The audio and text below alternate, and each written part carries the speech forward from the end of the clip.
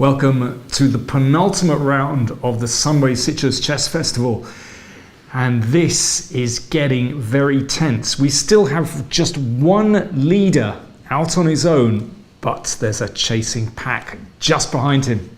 Indeed, Anton Korobov is still the sole leader of the event, but his advantage is only half a point, as Danny highlighted. He's facing today 16-year-old child prodigy Awonder Liang, who beat Vasily Ivanchuk yesterday. That's right, that is our board one clash. Awonder Liang again has the white pieces, so Korobov won't have an easy ride there, and obviously that win will give him a lot of confidence, Awonder Liang a lot of confidence.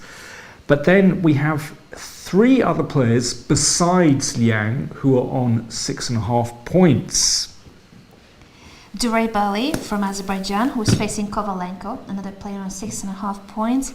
And Gregor Nasuta, after beating Ivan Salgado yesterday in that really exciting Queen versus Rook endgame, he has today the black pieces against Alexander Donchenko, who's on 6 points. And a stack of players on 6, but at the moment it looks like one of those 5 players will be our champion.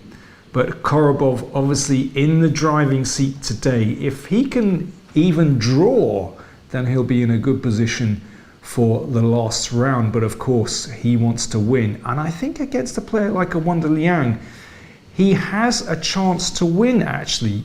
You never know with the younger players because they are erratic. Some days they play absolutely brilliantly. The next moment they can fall flat on their faces. So let's see who's going to turn up today on that top board. It's going to be fascinating. I mean, so far, Korobov has been the standout player in the event. He hasn't really been in trouble in any of his games and scored some excellent victories. Very true. Impressive score by Korobov and impressive play.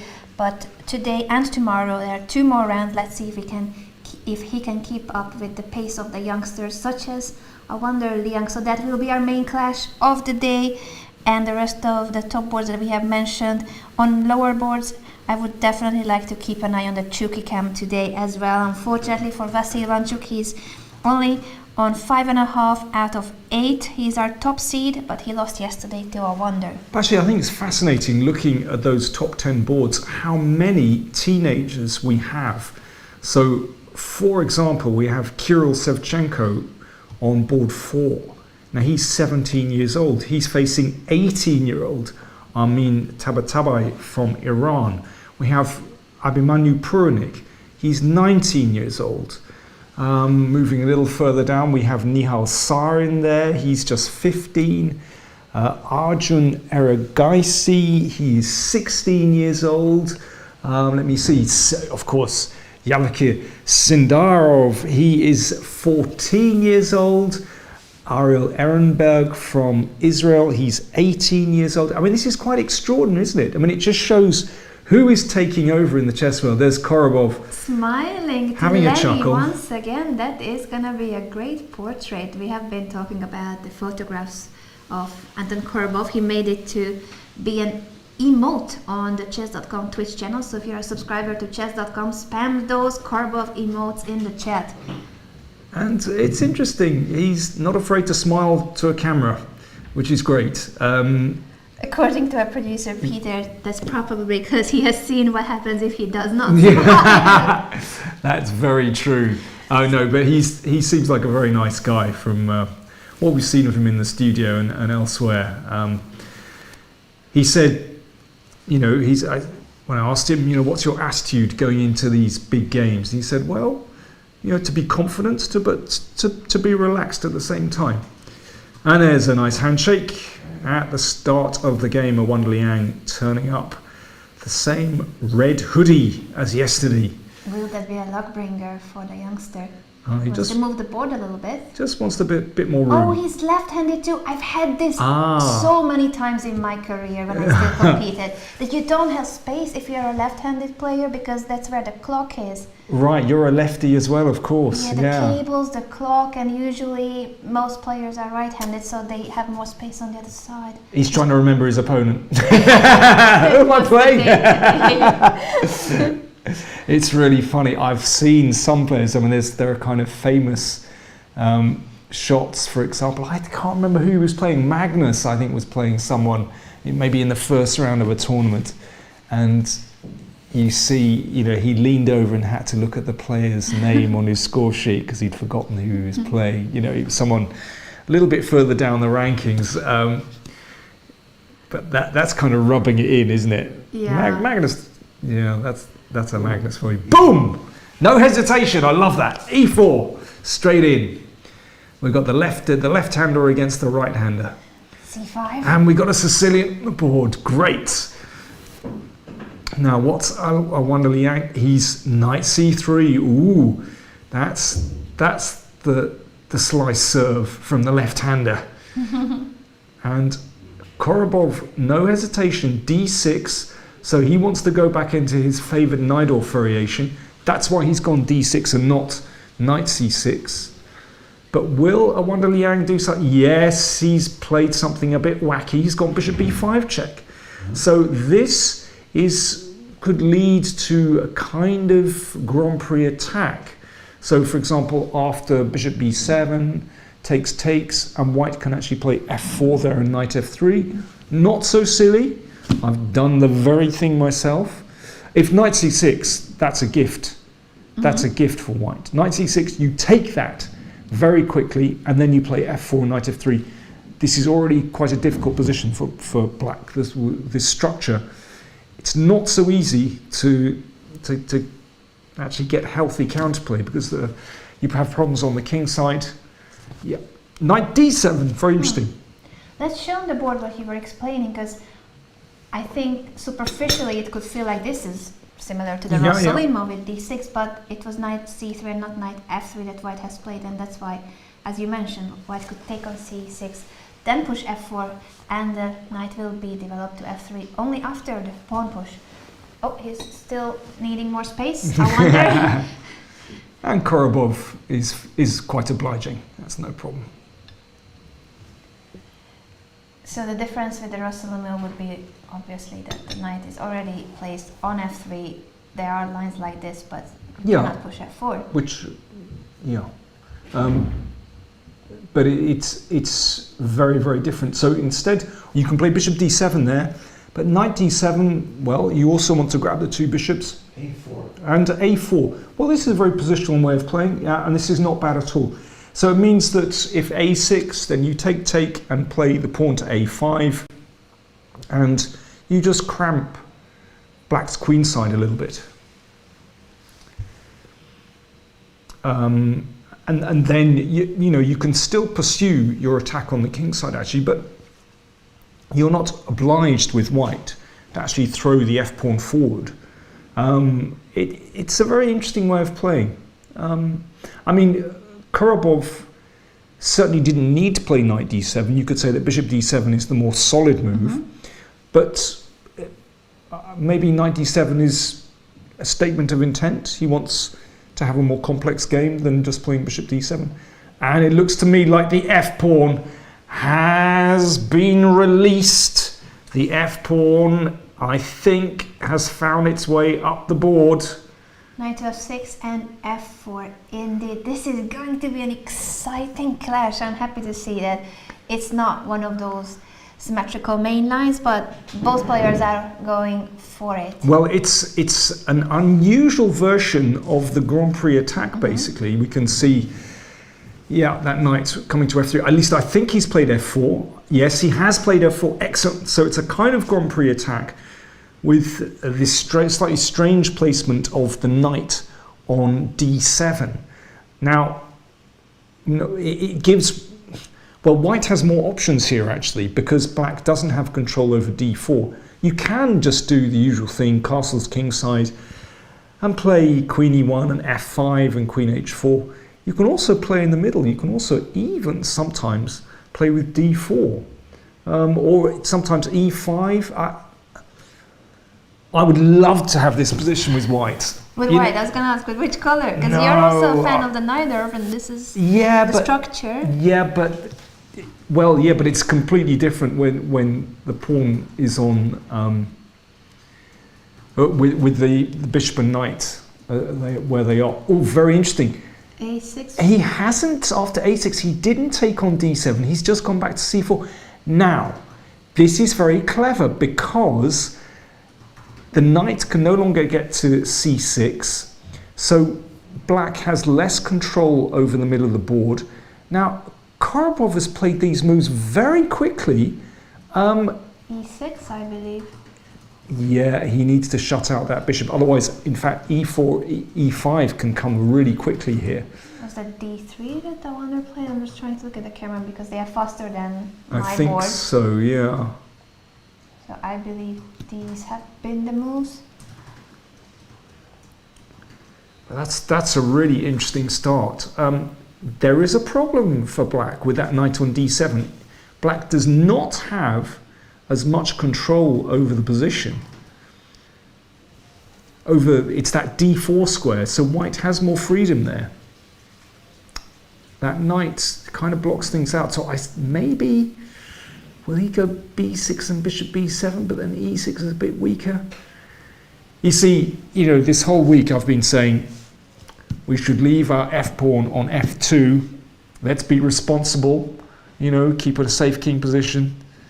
But of course, today, as soon as I see the Grand Prix attack on the board, I get very excited because, listen, it's one of those openings that I've played since I can't remember when, and it's just a really enjoyable attacking opening, actually, and so easy to catch your opponent out.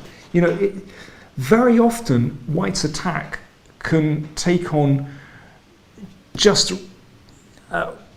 such dangerous proportions at a really early stage. Black can find himself lost before he even knows it, before he's got out of bed and he's been murdered in his bed.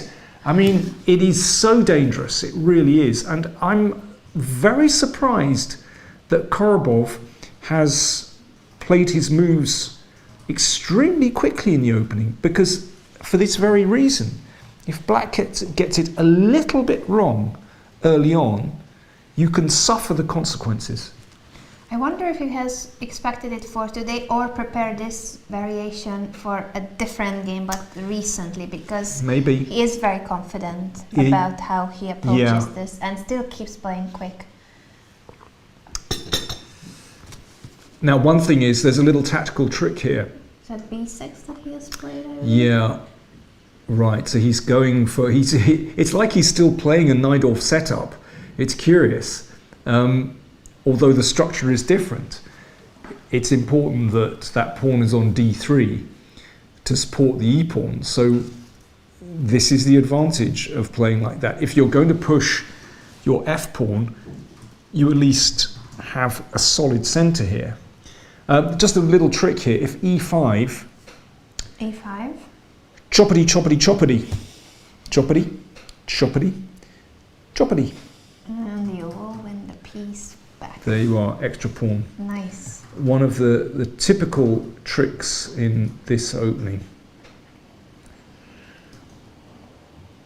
Now, how are we going to do this with white? Because I'm thinking, well, at some moment pretty soon, after bishop b7, black will be ready to push with d5.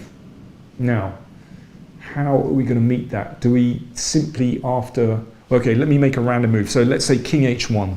King h1? We don't need to. But I'm just curious how we meet bishop b7 with the threat of d5. Because we could simply play bishop b3 here. So in case of d5, you just want to push e5? Exactly, with well, what I hope is a promising pawn wedge on e5. And the knight from f6 doesn't really have a good square to jump to. Well, I guess it's just got to fall back to e8. Yeah. That's possible. I don't know whether we should possibly go back to a2 with the bishop, so in this position we can play d4. And you don't want c4 to be a tempo.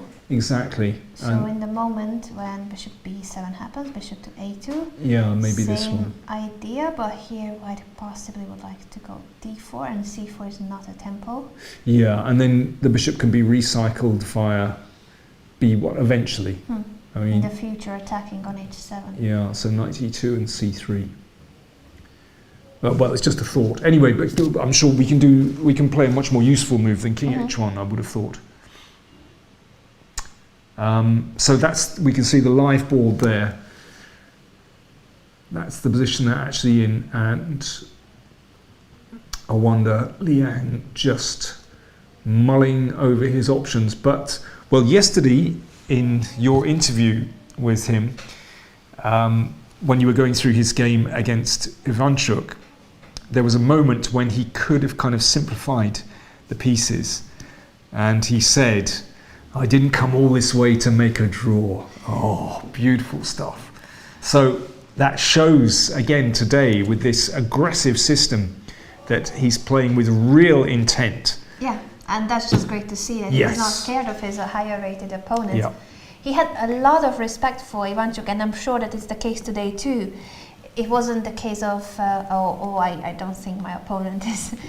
No, he spoke so highly of Ivanchuk yesterday, but even like this, of course, he wanted to get a game. It wasn't that he... Oh, I'm sorry, I'm interrupting on my string of thoughts because there's a very important tweet on Denny's screen. What happened, Denny? Okay, this is the big clash of the day. Wanda Liang against Anton Korobov, but there is another very important matchup going on today in the championship. We're talking football, and West Bromwich Albion, top of the league, Brentford have just scored against them. Anyway, moving on, I'll give you updates on that later on. Should we go to board 2, Anne? The huge gif is goal. That's what Danny saw on the screen. Let's go to board 2 before I talk Brentford and championship football, because Brentford are 1-0 up. We already have learned that they're going to get a new stadium, so this is the last year. Is this the last match in the stadium? Oh, no. There are plenty. Season ends in May. Okay. Yeah. Okay. I didn't know if it's this year or until the end of the season. May 2020, May. Yeah, right. Okay, I see what you mean. Well, that's an exciting position. It's a Scandinavian. So there we have board 2. We have Vassiv Durabaili from Azerbaijan against Igor Kovalenko from Latvia. And Kovalenko has played the, well, I was going to say unfashionable Scandinavian, perhaps unfashionable at this level. And we already have a very interesting position on the board. G4. Bishop to e6, and I believe it is extraordinary. Is about to develop the bishop, I'm guessing. But yeah, we don't get to see this line of the Scandinavian often between grandmasters. You are very right. This is the favorite line of my father. Yeah. He always plays it. I think it's just that for him it's the Scandinavian. It always has to be with the queen takes d5, queen a5 line. I think this is the only one he knows, but he has been playing it for a decade or so. But this whole thing with g4, if I were white, I wouldn't play like this, I have to say. And it's clever that Kovalenko has put the bishop back on e6, and that seems to have stumped Durabaili for the moment. So bishop e6, the current position, it's blocking the e-pawn, but black can develop the f8 bishop to g7, a fianchetto bishop. Exactly, yeah. And actually the bishop can kind of recycle to d5. After, for instance, a knight jump 2 or immediately. Yeah, so it's not in danger, whereas if it had gone to g6, then it could potentially be in danger from h4 or f4 a little bit later on. But and then you have to ask yourself, well, is the pawn on g4 actually an asset, or has it created an asset or a liability? Good question. Bishop c4 has been the choice of Wow. Durabaili. And look how sunny the weather is today again. Beautiful, yeah. Durabaili is shining. Maybe it's just his aura. Could be. I believe in the aura, so maybe we are seeing on the camera too his aura. He's a very nice guy. I didn't know him much before, but he was also here in the studio with us a few days ago. Yeah. And he also has a really good English. But then I realized, he studied in the US at the Webster University. So bishop c4, it's the kind of move. Well, like I said, I'm not convinced of this whole variation for white with this pawn on g5, g4, and perhaps still on g5. You almost wish you could put it back to g2. Yeah. So I imagine the queen is going to return to c7, and black will. Queen to a6 using the light squares. Oh, Kovalenko playing this incredibly quickly. How interesting. Really quickly. Yeah, he still must be in his preparation. Basically, he has gained 3 minutes since the game has started. Wow.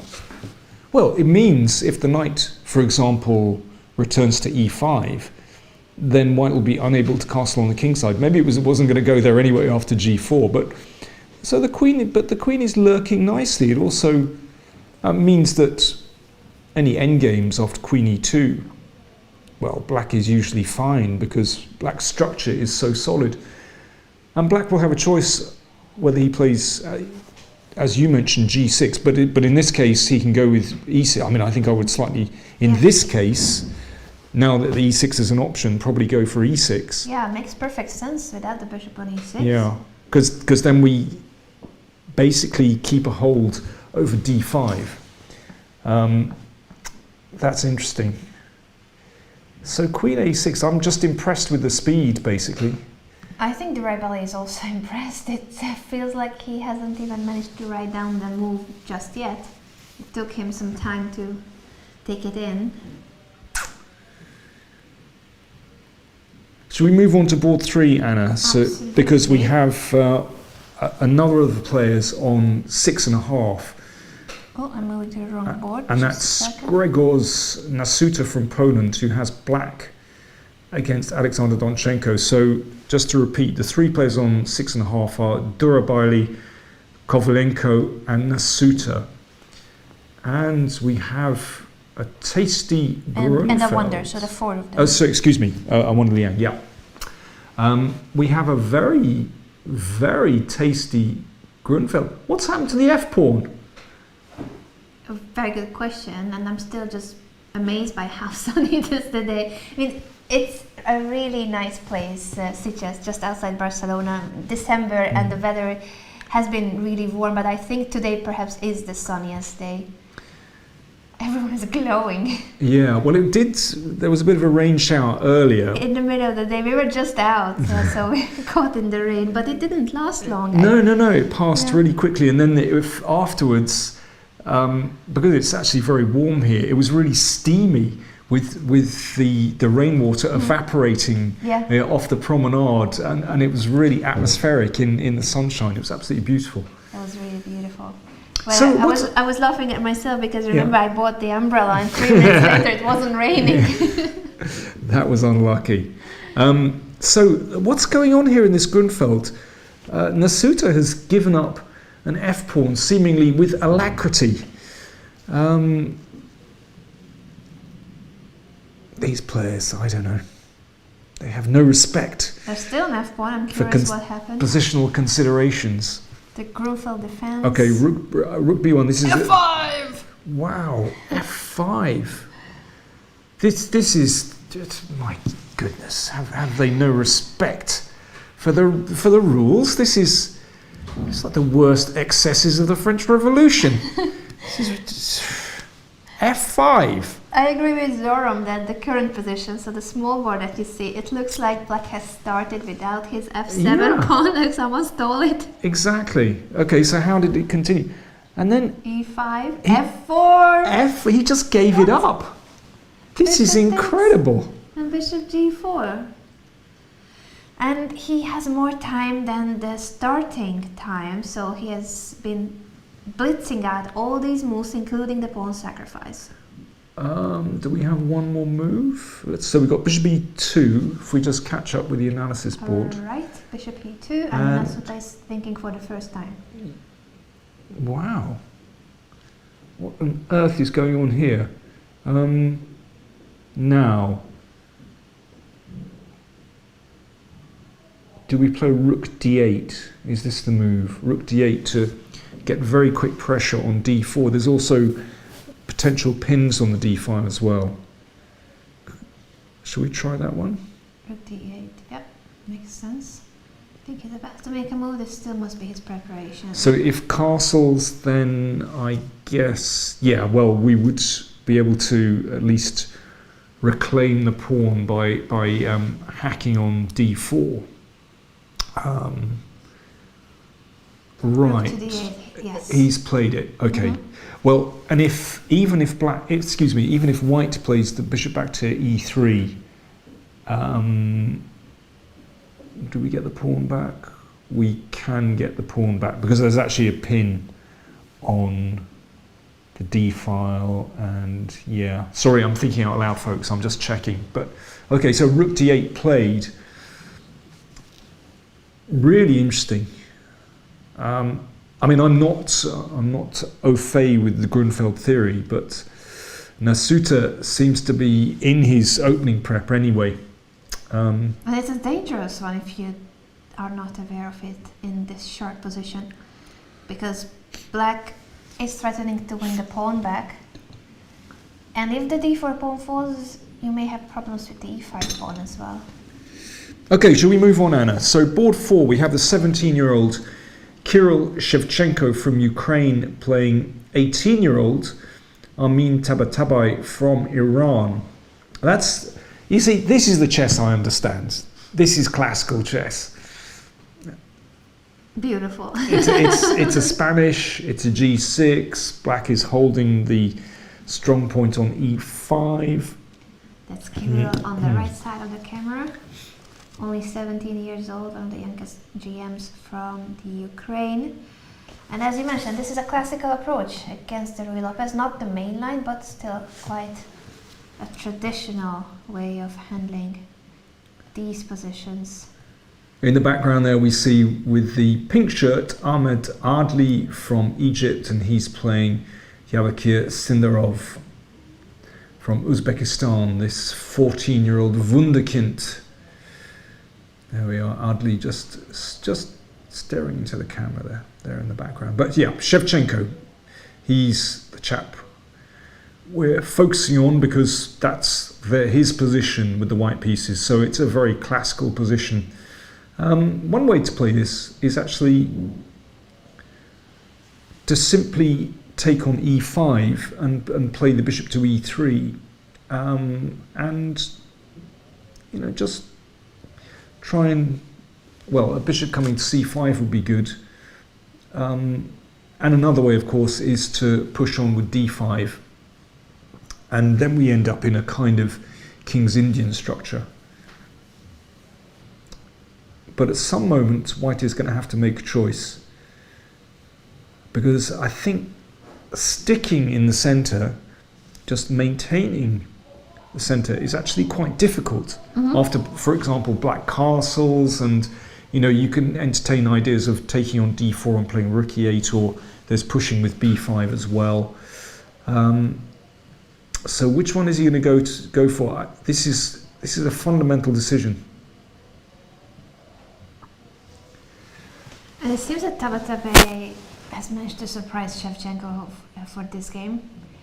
He has been gaining time while Shevchenko has already invested about 15 minutes in this position. And I'm pretty sure he is aware of the line. It's more about thinking, what is it that Tabatabai has prepared for? Where is he heading with this choice? Well, but this is a fundamental decision, isn't it? How you set out in the middle, it's going to determine what kind of middle game you want to play. Before we move on and look at some other boards, Anna, shall we just mention our daily question? Absolutely, every day we have a question for you guys, and today's one is a short one, short and sweet. Is chess 90% tactics? You can tell us about your opinion on this topic by using the hashtag Sunway Sitges on Twitter. And also you can discuss it here in the chat, of course. But Danny will read out his favorite tweets with the hashtag Sunway Sitges. Let me just get to that. well, going on Twitter, Hashtag Brentford FC. hashtag Brentford. Half-time score, it's actually 1-1. Whoa! West Brom equalised, dearie me. Never mind. Oh, they equalised. Sorry, I didn't realise it. Yeah, it's 1-1. I was still celebrating the goal that you mentioned earlier. Yeah, it's 1-1. Anyway, half-time, very, very tense. So, the daily question, let me just get to it. David Sanders in the chat is saying it's 100% tactics. Computers prove that. Okay. We've already got some responses. Mm-hmm. Okay, Quiescente says, I would say 60% strategy, 30% tactics, and 10% pure talent. Interesting that he gives a separate percentage for talent. That could be, I'm guessing, intuition. Then we have Chris Goodall, who says chess is 99% study and 1% bluffing. I like that gif a lot that he posted with the tweet. Do you know this short film? I do, it's very fine. Yeah. Pixar. Pixar's. Yeah. It's so cute. The chess short movie. And we have Caleb Bullock, who says, my chess is 90% mistakes, inaccuracies and blunders, 10% tactics. Oh, that's a funny one, but I'm guessing you're very critical of yourself. Alberto Mena says, absolutely, I would say 99% tactics and 1% strategy. Sunny Paswan says, yes, because strategy without tactics is the slowest route to victory. Well, I don't mind a slow route. If it gets me to a victory in the end. Then we have, for example, Kazem, who says, no, I don't think so. Chess is 70% strategy and 30% tactics. we don't see computers beat computers or AI beat computers by tactics, but by strategy. I like how people have not just a strong opinion on this, but they know the exact number. Yeah, exactly. I was going no, sorry, it's 57% tactics. 57% tactics. How did you come to that conclusion, Danny? I plucked the number out of my head. Gina Rook in the chat is saying no positional skills equals awful position equals lack of viable tactics. I agree with that. Without strategic elements, without understanding the position, you will not get tactical motives that can work. Well, I think this is interesting that we've got a range of opinion, but I would say, okay, this is a terrible generalization, and I hope I'm not offending anyone here, but at lower levels, I think games are often decided by tactics. But at higher levels, where players are just more aware and there are fewer tactical blunders, then actually strategy comes to the fore. So it could also be different whether it's a game of amateurs or a game between Magnus and Fabiano. Exactly. I mean, how many games between Magnus and Fabiano were decided because, they overlooked a knight fork or something like that? Well, it didn't happen, Fabiano did it? couldn't calculate mate in 36, I'm just saying. I would say even that variation. I know, it's that crazy. was more strategy, wasn't it? Yeah, the Zugzwang. Yeah, the Zugzwang. Beautiful Zugzwang position, actually. Yeah. So there you go. That's my two penneth thrown in. But please do keep your answers coming in. We'd very much like to know your opinion on our daily question. Lots of different numbers in the chat too. Yeah. Poker Dan is saying chess is 90% memorization. The other half is mental. No. It's not memory. Match chess 66-44. I'm guessing in favor of tactics. 66-44. Okay, that's interesting. I'm 110% certain that that's wrong. Gilles is saying actually it's 87.3985%. Nice. Yeah. And what else we got, Anna? Yeah, just a few. You got some emotes for the 57%. Ah, cool. Good. Should we have another look at another game? Yes, but you can keep tweeting at us by using the hashtag Sunway Sitges to appear on Danny's screen and he may read out your tweet. Yeah, when I'm not watching, when I'm not reading out the Brentford score. It's 1-1 at half-time, folks. They're playing away. Away. Yeah, away against the league leaders. They had a 1-0 lead. Anyway, yeah, I'll be watching out for your answers there anyway. Puranik versus Narayanan. A 19-year-old versus 21-year-old, both grandmasters from India. They have been having a great tournament here. Narayanan was one of our leaders after 5 out of 5, only lost to Korobov. And Puranik too started the tournament very well. Still they are doing, of course, very well. 6 out of 8 games. This is their current position. We're gonna show it from move 1 on. It started out as the English opening, and after g3, knight f6, bishop g2, c6, d4, e4. Look at this move order, Danny. So the English, and so far it's looking pretty traditional, but then d4, e4, knight c3, d5. Yeah, didn't we see? Who was it? We had a game like this in the Isle of Man. Was it Grushuk? Somebody got absolutely massacred in this. Wasn't that long ago? I'm afraid my memory is failing me. This is really annoying. I can never remember, not even my own games and names, so... Can't remember. Anyway, it's a trendy line. There was a peace sack, do you remember? It's somewhere in the middle. Oh, the peace sack, yes. Yeah. I will not be able to recall it, but I remember the position. Whereas, and black center was just wiped out. But then black turned the tables. We thought white was doing fine, but then the player with the piece up won. Black won that game. Yeah, black won. I think it might have been Grishuk who was suffering, but I could be. I won't be able to recall it. No, I can't. There we go. This one, knight h3, h6, bishop takes, knight takes, c takes, d5, c takes, d5, and queen b3, bishop d6 is the current position. This isn't really recommendable to go and grab the free stuff because it isn't as free as it seems. So, no. Chess is 100% tactics. Oh, yeah, he liked the sound of that. It's great. I would love it if players kind of stared more into the camera. By the way, that's not one of the players here. Yes, that's Andreas Kelleres, I believe, who's facing Vasily Ivanchuk. So that's our Chuki cam. Now there we can see just in the background behind him, we have Abhimanyu Puranik on the right and S.L. Narayanan on the left. If you're confused by the difference in the names, some Indian players have two names. Some like to go by their initials.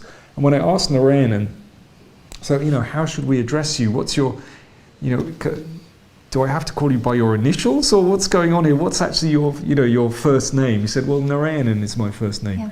S and L are his father's, his family name. Yeah. Or he said his father's and his mother's names, family names, yeah. I think. So there we go. That's why we're calling him S.L. Narayanan, and he's very happy to be called Narayanan. And Abhimanyu, I think, is his first name, and Puranik is the family name, as far as I know. But that's the thing. There's no consistency because in India there are so many different languages and traditions. It's like a subcontinent basically. We were also confused since there's another Narayanan in the field, and it happens to be another. Now we know it's a given name, so it's like there are many. There can be other Dannys and Annas in the world, but we thought initially they might be related. They aren't.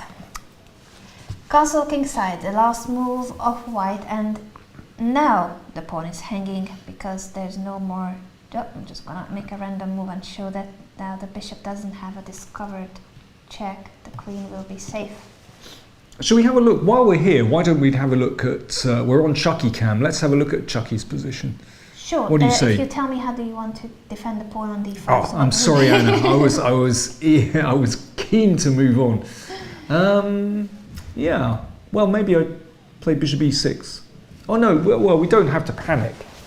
No, I'm not saying it's panic moment, but protect it. No, but it's a good question because black, in some sense, has to compromise.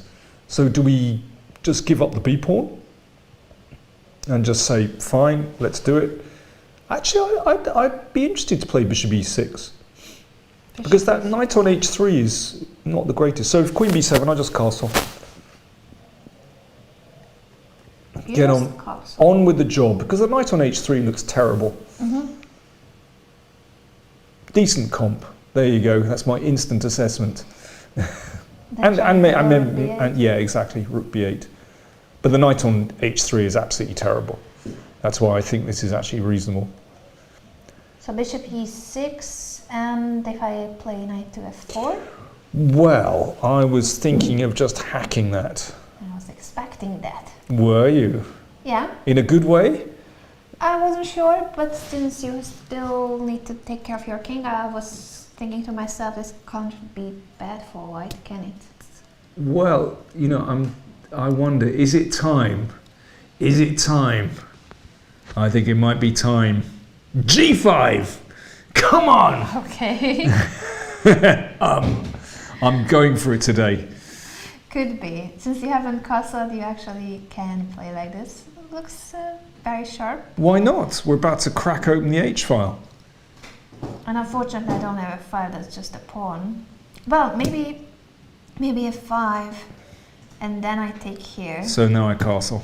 Oh, you're fine here. Yeah, absolutely fine. Okay, interesting. Bit more than interesting.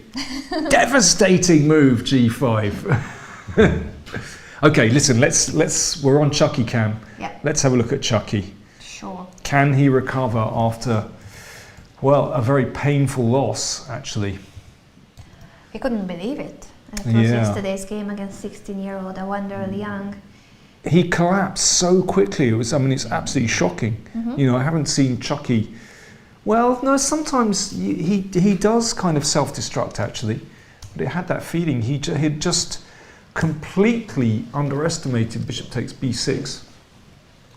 Just give me a moment and I'd be with the Chucky game. Sure, it's on board 13 against Calires. I think I got it this time.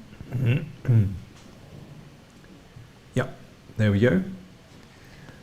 Really? No, I don't have the updated position. Ah, that's a pity. Someone may have plugged the cable out. Chucky. He looks like he's falling asleep. Yeah. Chucky, come on. He does look like he's having a siesta at the board. Yeah, okay, his eyes blinked open there. There was a wonderful photo taken by our friend here, Leonard Otes, who's working on the technical side of the operation as well as his other job of being a wonderful photographer, of Chucky. Well, I retweeted and I said he looked like a kind of disconsolate bloodhound. I don't know whether we can perhaps take a look at that photo. It's really wonderful. The black and white portrait, you say? No, or another one? It was actually a colour one. I think from yesterday. Actually, well, there are many fabulous photos. Yeah. I saw another one that was black and white, a close-up of Chucky, also taken by Leonard in Sitges. Right. Yes, that was a fantastic one. Yeah, but I think there was one from yesterday which was also very good. Perhaps we can see that a little bit later. I will need to come back to this later because That's the one. Oh, I see. Yeah, but it's just that expression. Yeah. To me, he looked like the dog breed, a bloodhound with those kind of jowls, and it's like, did I do wrong? Oh, Chucky. But Lennis has really captured a wonderful expression there, actually. He did. We do have his position now. The moves have come in. While we were looking at his photograph. So the English opening with the bishop c5 set up for black. The bishop goes back so that d4 is not a tempo. Castle, knight to e7, now d4, e takes, knight takes, and c6. Well, it's nice for white. Nice control. White has more space. I think Vasily will be very, very pleased with that. The double fianchetto, d6 backward pawn, nicely plays knight in d4, semi-open d5, yeah. Definitely, yeah. Also lots of time. He hasn't spent any time up until this moment. So looking good for Chucky after yesterday's unfortunate happenings. We thought that he equalized against a wonder out of the opening, and the middle game too seemed to be I think he was just fine. He underestimated probably the bishop takes b6 piece sacrifice. Yeah. Well, shall we move on? Let's go back to our top boards. Oh yeah, let's see a wonder Liang against Korobov. So this is the main game of the day. Korobov half a point ahead of the field. And I wonder Liang has just beaten Vasily Ivanchuk. Today he's taking on another member of the Olympic team of Ukraine, Anton Korobov. Oh, so he's gone for e5. Wow. 98 and bishop d2. Oh, with queen e1. So we left it at the moment when they castled kingside, b6, and queen e1 was the choice of I wonder to prepare for e5. Bishop b7, bishop b3. You mentioned that it's a good idea to get out of d5. And now e5. I mean, he doesn't have to go e5. It's an interesting decision. You know, there are various ways you can play it. I was thinking that because the bishop is on b7, sometimes you can play for f5 to weaken the diagonal. But e5, well, you know, if you can follow up with knight e4 or something, it's like he wants that French position. So where's the knight going to go? I mean, it could go to d5. I don't like the way Korobov has played this at all, I have to say. Knight e8. It's knight e8 on the board. D2. Yeah, sorry, yes, I played these moves out earlier, but then I forgot. I mean, the knight is just horribly passive on e8. It's going to have to recycle, but it's not beautiful on c7 anyway. But to my eyes, this is so typical of a player that has underestimated White's system. I think you need to play precisely over those first few moves with Black. If you don't, and as here, then you can end up in a very, very difficult position. And what is strange that up to this point, Korobov has been playing really quickly as someone who is just in his preparation, as if he expected it for today or on a previous day recently. To me, it doesn't look like prep, because this doesn't look great for Black. Yeah, the position doesn't look like No. prep. I mean, his time management would reflect that he's aware of this line, and I think he's just played too casually. He hasn't hasn't taken it seriously. I like this, really like this for White. Because, well, I mean, Black sort of has two options with the pawn on d6. Do you push to d5 or do you take on e5? If you take on e5, then White has, you know, those diagonals are open. You can start to turn towards the king side.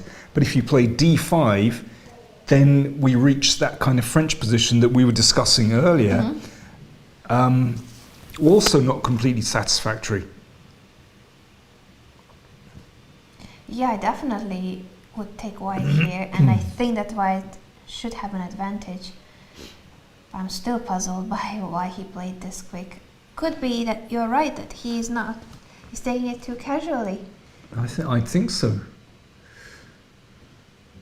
Well, we will soon know. For the first time, Korobov is spending more time to take his decision here.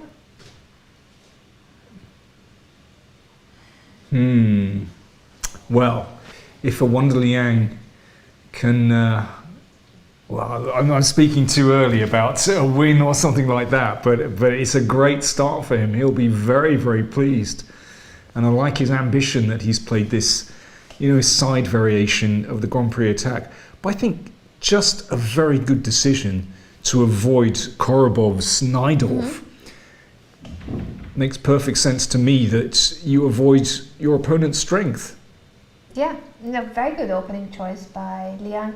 Yesterday too, we thought that his opening choice against Ivanchuk wasn't really that good because it seemed too solid, but then he went for h4, h5. Yeah, and out of the h6. blue. He was ambitious. It didn't match somehow at the opening, but actually after that slightly insipid opening, with the 2 pawns on h6 and 1 on c6, in fact, that was a really, really tricky position, as we saw. But the clock times, are they accurate? Because we can see... It's not updating until Korobov makes a move, so he may have spent already about 5-10 minutes since. Yeah, it must be different. It must be different. But earlier he did have an hour and 28 minutes, so that was before this position. Previous move. Let's take a look at the other top boards as well. As we mentioned, Korobov is on 7 out of 8, and there are 4 players half a point behind Korobov.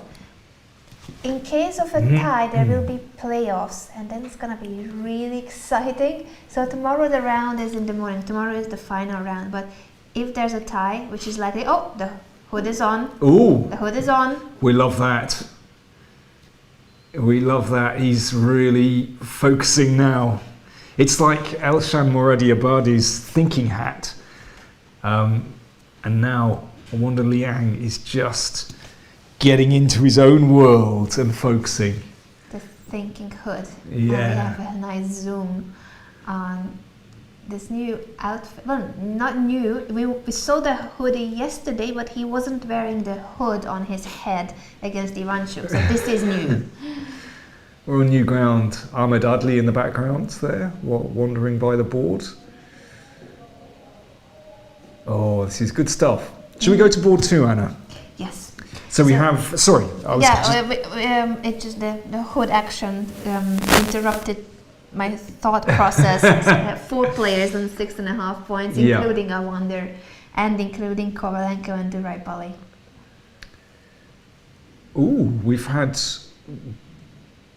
big developments there. The queens are off the board.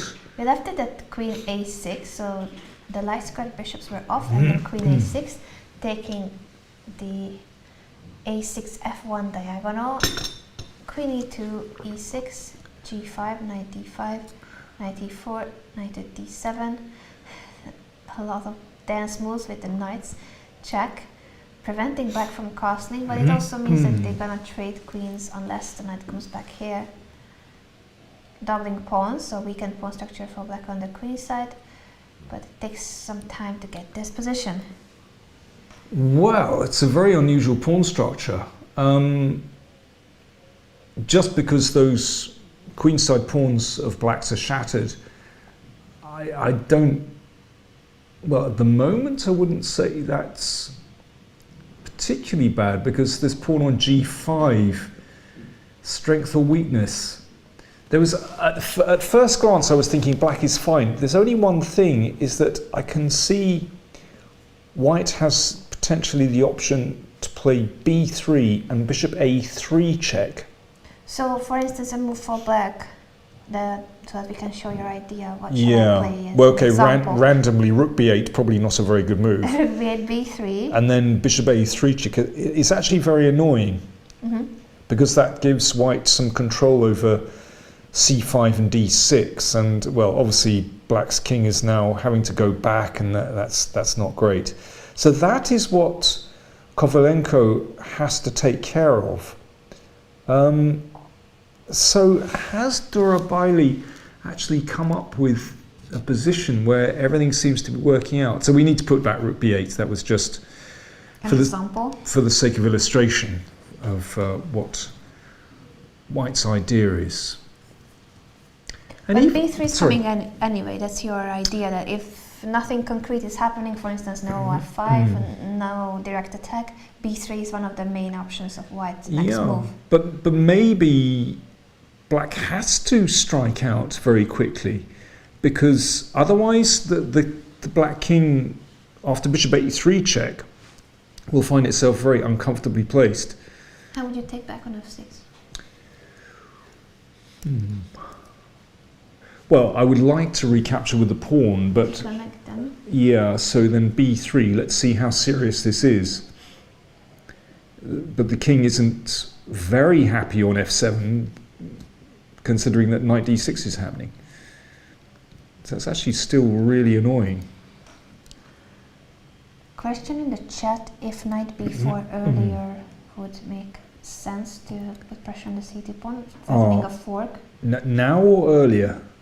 I'm guessing it has to be here because we have this. So queen trade and knight e4. This is the current position. Here, well, next move would be too late. So anything else and b3, then knight b4 is not happening anymore because yeah, doesn't make that much sense. All right, so we play knight b4. Yeah, and now how shall white react to this? This is very true. At least it displaces the king. Although the king is probably happy in the center anyway. So king d1. Well, actually, okay, I'll play king d2, which looks extremely odd. But actually, if the bishop is coming to a3 anyway. But does black have time to stir up trouble here? Doesn't feel like, because the knight on its own is not going to do any miracle. You would need another piece, the d5, so if the rook was on d8, black can make that move, but still no threat. You would need to jump with the knight away, push c5, something along those lines. Yeah, we've got, I mean, simply c3 and moving the king to c2. Yeah, and b3 can still come. Yeah, the king is safe. Very interesting. You know, my first thought was that actually black should be fine, but this he's played knight b4. Yeah, fine. The most principled. Yeah, but I love the little glance up from Igor. I actually like white's position. I like it too, and I like your idea with king to d2, even if it looks funny, but the bishop will come to perhaps the a3 f8 diagonal, and in general c3 king c2.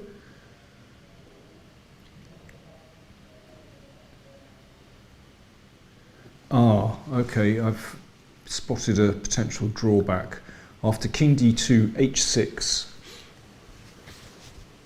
Oh, Because the now, bishop. yeah. So you can take back with the rook, double rooks on the h5. Yeah, attack exactly. this pawn. And we can't play, after h6, we can't actually play h4. Unfortunately, because, well, you can still take with the knight, but that's not ideal. So king d, what? So king d1 instead, king d1. Because after c3, king c2, it's gonna be the same. But like this, the bishop's diagonal is not covered. Yeah, it probably works out the same, doesn't it? Interesting position. So queens are off of the board, but there's an imbalance because of the pawn structure. Weakened pawns for black, more space for white. But we'll need to see whether after knight b4 black can get enough initiative or white will be just comfortable and better. Let's also take a look at the other player on 6.5. That's Grzegorz Nasuta from Poland on board 3 with the black pieces against Donchenko. This is where we left it. So Nasuta came to the board very well prepared. He sacrificed the pawn. That's just to remind everyone that he went f5 and then f4, giving up the pawn for free for the initiative so that he can pin the knight and bring his rook. And after rook d8, I think we still don't have a move. Really? And Donchenko is down to 49 minutes. Wow, so Nasuta's opening prep working an absolute treat. Fascinating. Well, I mean, certainly it does seem as though black is going to be able to recover this pawn. Maybe Donchenko just has to think of the best way to do it. I mean, if we play d5, is that terrible? I just want d5. I'm going to give back the pawn on e5, so takes. Then take here. And now bishop e4. I guess. You could even take on e5 actually. As white. Yeah, take on e5 and just castle. Opposite colored bishops, but the black king is not feeling so safe even if you castle. There are And bishop g4 to e6. So vulnerable spots. let's just have a look at d5 and let's see if we can find something better for black. Sure, d5. In 15 d5. Oh, sorry, I thought that went back all the way. Not taking on f3. Yeah. So let's have a think here. Do we play?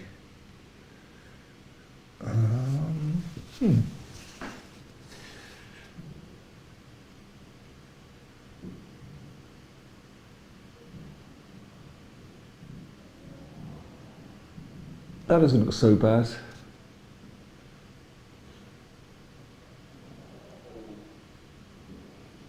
There you go. That's my 10-second punt. Your latest offering. My latest offering. No doubt it'll be shot down in flames.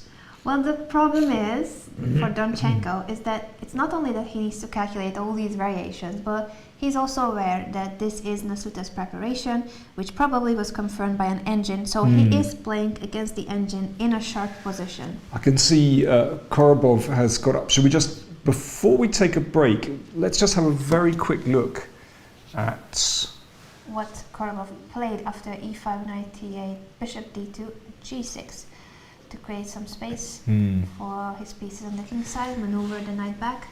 And yeah, well, that's a good way of recycling the knight, but it does create some weaknesses. You know, already I'm looking at sacrificing with f5 and putting the bishop on h6. It's what you play in a blitz game.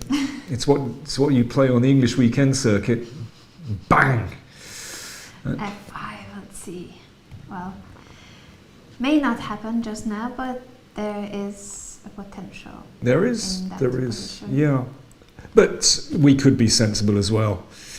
What's a sensible move?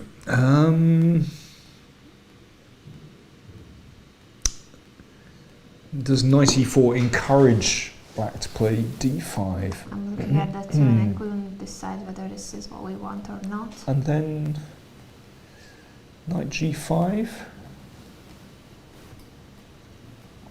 Let's see if we can create a little weakness here.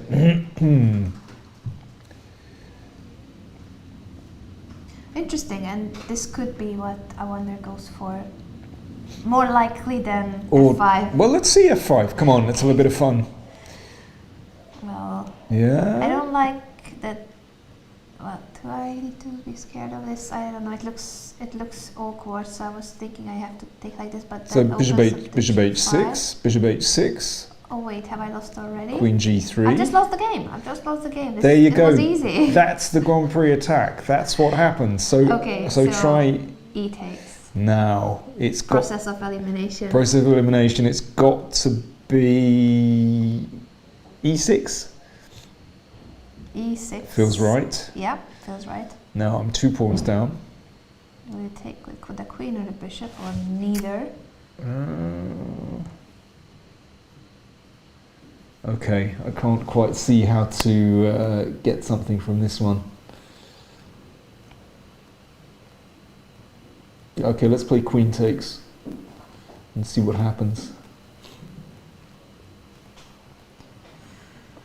King to g7. Interesting position. There are lots of options in this position. I think we're gonna let Awander figure it out, because after g6 he can either go for the pawn sacrifice, knight e4, or potentially a third or fourth alternative we haven't even mentioned. But we'll remind you also of the question of the day. Yep. I almost forgot. We have a very short question for today. Is chess 90% tactics? Use the hashtag Sunway Sitges to let us know about your opinion, and Danny will pick his favorite ones to read out after the break, and we'll also be back with Awander's decision.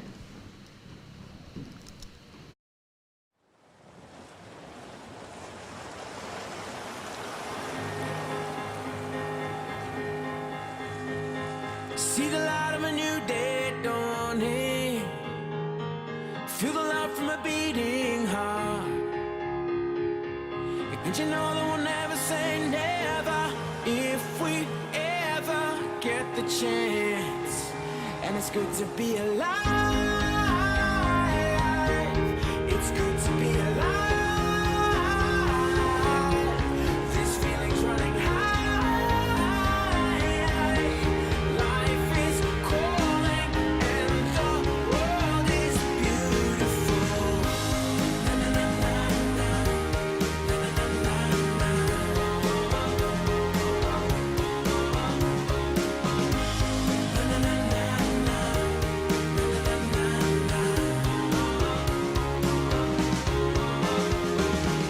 There's a hope for a new tomorrow.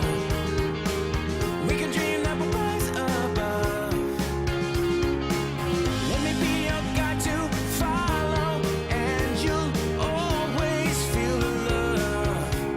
And it's good to be alive. It's good to be alive. This feeling's running high. Life is calling, and the world is beautiful. Na na na na. Na na na na.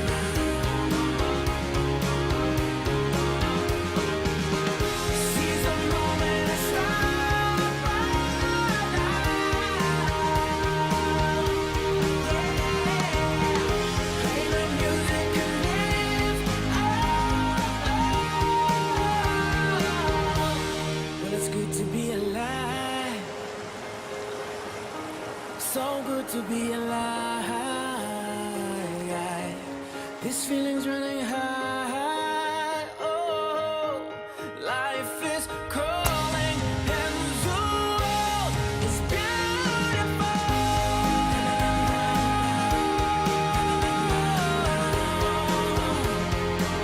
So beautiful.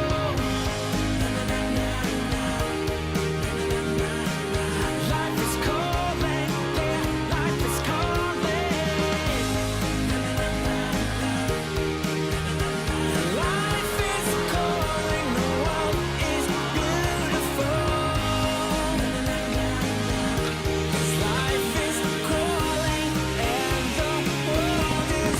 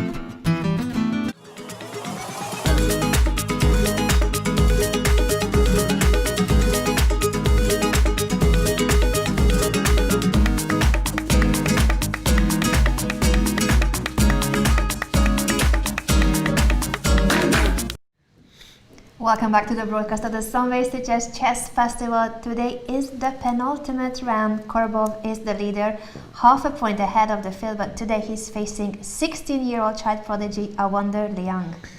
And it's a very tense situation with a Grand Prix attack on the board. And my feeling was that Korobov had rather underestimated this opening. He's just gone G6. And now I wonder Liang is, well, he's still thinking, how long has he spent over this move, Hannah? Some time. Quite a lot. Up to this point, I thought he played pretty quickly, not as quickly as Korobov, but this is definitely the moment where he invested and is still investing the most of his time. Yeah. So we were trying to make this pawn sacrifice work with f5, but kind of failing, actually. Oh, he's got it! He's played f5! He's played it! Boom! Here we go! A pawn Game on! against the leader of the tournament. Right, well, let's just show G takes again, because that was the easy one. Then we're going to play Queen G3, and it's horrible. But E takes f5 is the move. Now, what's he going to play here? Now, hang on, before you take anything, he must have taken already. He must have taken it. Now we're going to see what? the follow-up. G takes f5?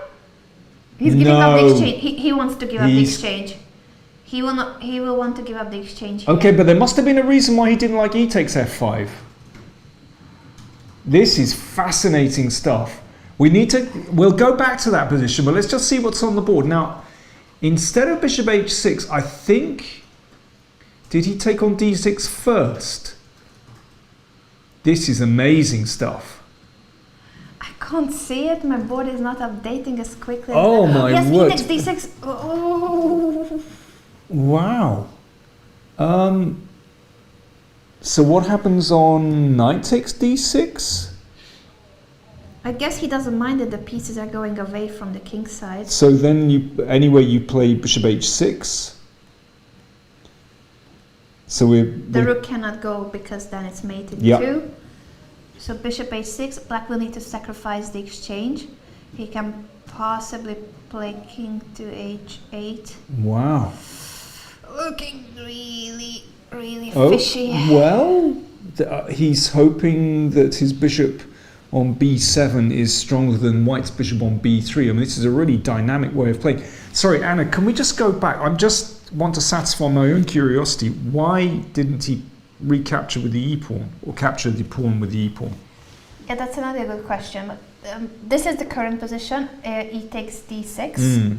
Korobov is thinking whether to take on d6 with the bishop or the knight.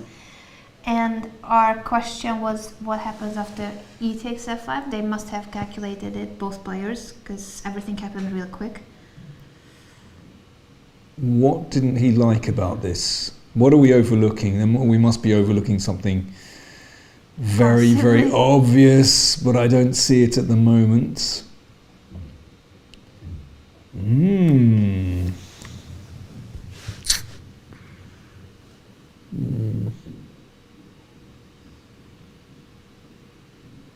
Strange.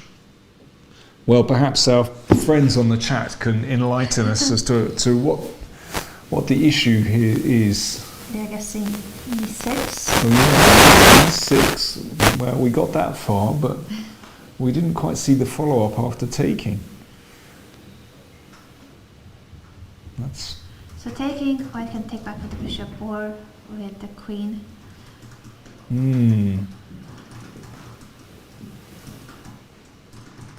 Okay, well, all right. Listen, we should concentrate on the current position. And we are being told that the position is unclear in both cases, but the engine does have a preference for G takes f5, and Korobov must be liking his chances here more. Really? So it's not about the defense.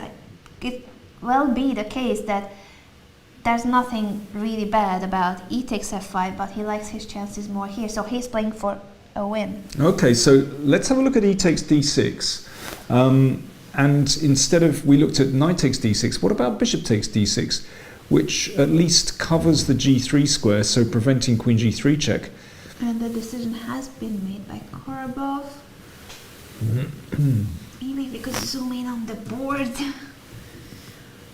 Don't know if we can in this moment, but it would be great to see the pieces. No. My board is not as quick as them. Maybe the problem with bishop takes is that the g5 square is now available for white's pieces. So in this case, what's the best way to do it? Perhaps bishop g5 to push black's queen away, and then we have queen h4. That looks a bit suspicious from black's point of view. Whereas if we recapture with the knight, at least the g5 square is still protected. Now it means we look are. at the zoom in. So we now know that it has been He's captured with he's played knight the takes. knight. Yeah. Makes So sense. after bishop h6, he will have to give up the exchange. So let's have a look at that. Bishop h6. I assume king h8. Otherwise, that was Yeah. mate coming on g7. Now, if we don't capture the rook on f8, then it's going to come to g8, and in combination with the bishop on b7. Are we doing something wrong with our microphones? Is the question. I think we are not touching the No, I microphones. think we're okay. Hopefully, we are good. Oh, my mic's not there. Apologies. That was cute. Yeah. Peter Disappeared. had better mic than me. It disappeared. We're back on. I was just thinking, mine is clipped on, and I thought yours is in the same spot. So It had disappeared into my pocket. Okay, so if the rook comes to g8, then the attack on g2. So I think white has to take now, unless knight e5 is something. But knight e5 is to eliminate Is this knight, then- get the queen to then e5. rook. Even knight e5 is not so stupid. Maybe it just delays the capture on f8. Okay, so knight e5 has to be considered, but let's just take the exchange and see what's going on there. So bishop h6, queen takes. On what would you like to do as a follow-up knight e5? Or even in a position like this, Play the endgame. black probably doesn't mind. Would he? Yeah, it's not so bad. I think I'd sort of, in some ways, prefer to keep the queens on and try to transfer the rook to g8. But yeah, even that is possible, because black, with those pawns on f7, e6, and f5, has some kind of control. Really interesting. Korobov looks comfortable. He's kind of strolling around. So those clock times, 1 hour and 6 minutes remaining, and 1 to Liang, 1 hour and 14. Tense position. Very tense, and it's going to be material imbalance. I wonder giving up a pawn, but Korobov ready to give up an exchange, so it's going to be a minor piece and a pawn for the rook. Definitely a great game to follow. So Wow. we'll come back to this one shortly, with the current position being e takes d6 and not bishop takes, but knight takes d6. I wonder, we'll likely go bishop h6. Now, another board we wanted to check is the blindfold king Timur Garayev with the black pieces against Ariel Ehrenberg from Israel. Wow, that's another of these absolutely crazy Slavs. You've got to be in the full of your health to play black or white in this position, because one slip and it's gone. Yeah, we saw this variation in another game, but this one in particular gives up the piece on g5, but then white will get the knight back. And it's a crazy position, very theoretical. But Queen B6 and then Queen A5. Yes, that may not have been the main line. Why did he do this actually? I have absolutely no idea. Well, a finesse or a waste of time. I suspect the latter. And C5. And D5. Golly. So if that's let's take it with well, you can, because of the pin, you can take it with either colour. With either piece. What an extraordinary move. Oh, some more moves. After D5, he takes D5, bishop to F3, castle queenside and castle kingside. So there are now this wonderful clump of pawns in the middle of the board. But this one is about to be taken.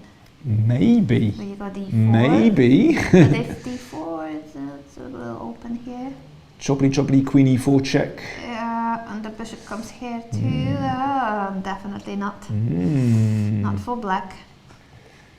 So if we hold it with Knight B6, then is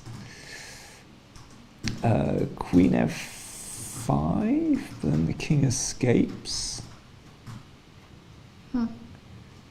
Strange. Okay, let's put the queen back and see if we can find something better. Sure. We are being told that the Queen A5 is a novelty. Somehow it doesn't surprise me that it hasn't been tested a lot, that you play Queen B6 first and then Queen A5, but Queen takes B4 was played in a correspondence game a few years ago. But it kind of begs the question, why aren't we playing Queen A5 anyway? And H4 was the deviation from the main line. Okay. And producer knows everything. G3 is the main move. Yeah. Well, and these very old lines that Kasparov played a long time ago in the Soviet Championship in 1985, I think it was. Okay, let's see the current position and try and work stuff out. So, Knight B6 here for black to defend the pawn on D5. Should we see that one? Sorry, you want to play Knight B6, yeah. And as you said, this is only a check. The king will go to B8. With bishop F4, you can possibly go bishop D6 to protect this diagonal. Okay, here's my offering. Instead of, after Knight B6, how about A4? After 17, Knight B6. Interesting. So I want to plonk my knight in on B5. Plonk first, think later. And if I take the pawn, knight takes, I'm assuming you're happy that the position is opening up on the queen's side. That's where the black king goes.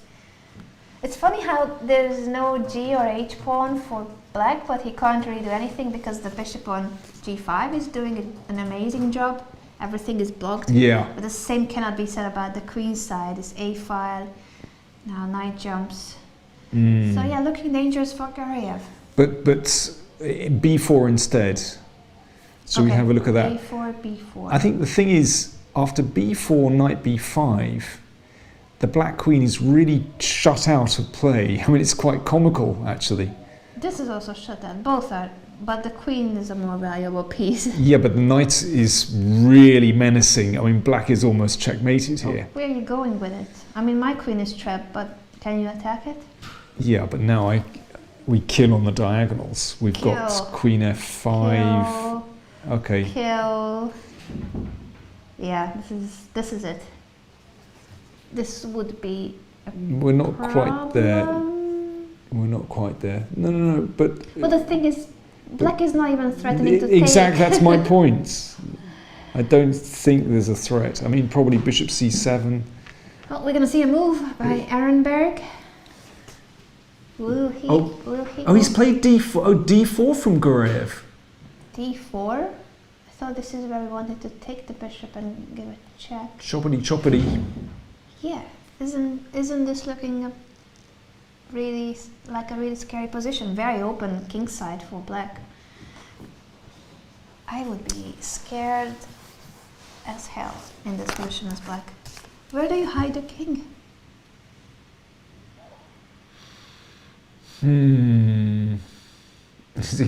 Is it going to go to a6? Really? Doubt it. If a6, I'll play a4 again, actually. And Yeah, a4 he has and indeed chopped on b7. Mm-hmm. He must follow up with queen e4 check. Gruev doesn't even sit down. Very casual. And queen e4 check. Yeah, it's on the boards. This is getting exciting. The king has gone back to c8. Golly, the king is so open. And Gruev just takes off again. He's got bigger things. He's on bigger things. Or maybe he's worried enough about his position and he doesn't want to be sitting there suffering. Yeah, but it's... Sometimes Sometimes it's fake you- confidence. Yeah, but I don't know about that. You've got to dig yourself out sometimes. Okay, he's back. Probably he just wanted some water. He wanted a drink. He's got his drink. Okay, so... Well, the checks immediately don't seem to get anywhere because the queen interposes. But if we start with knight d5... Knight to d5.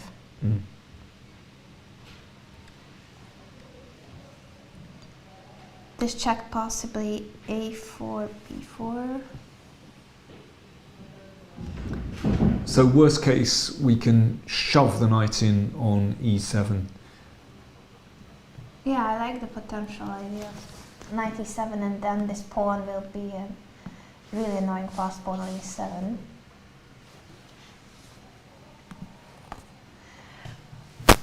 A fascinating position where Garyev is the higher rated player, so it's an over 100 rating point difference, 120 rating points between the two players. And it does seem that if anyone can get into trouble, that's Garyev. And another teenager. I've highlighted at the start of the show how they're just teenagers packing the top boards, actually. I mean, it's quite extraordinary. Knight d5 feels like the right plonk, doesn't it? Mm-hmm. And who knows what is going on in that position. I find it very, very hard to assess. We've got moves like white. Things b4 might not necessarily break things open. Yeah. But a4. What about b4 A4 for because white? of b4. Yeah. What about b4 for white? b4 for white. So in a position. No, after knight d5. Okay, let's make a move for black then. Yeah, I'm not sure we have a random waiting move, do we? b4 is Danny's idea, but it's Yeah. black to move. I mean, I would take white every time here. Yeah. But always, if you look at the two kings, white's king is safe on g1.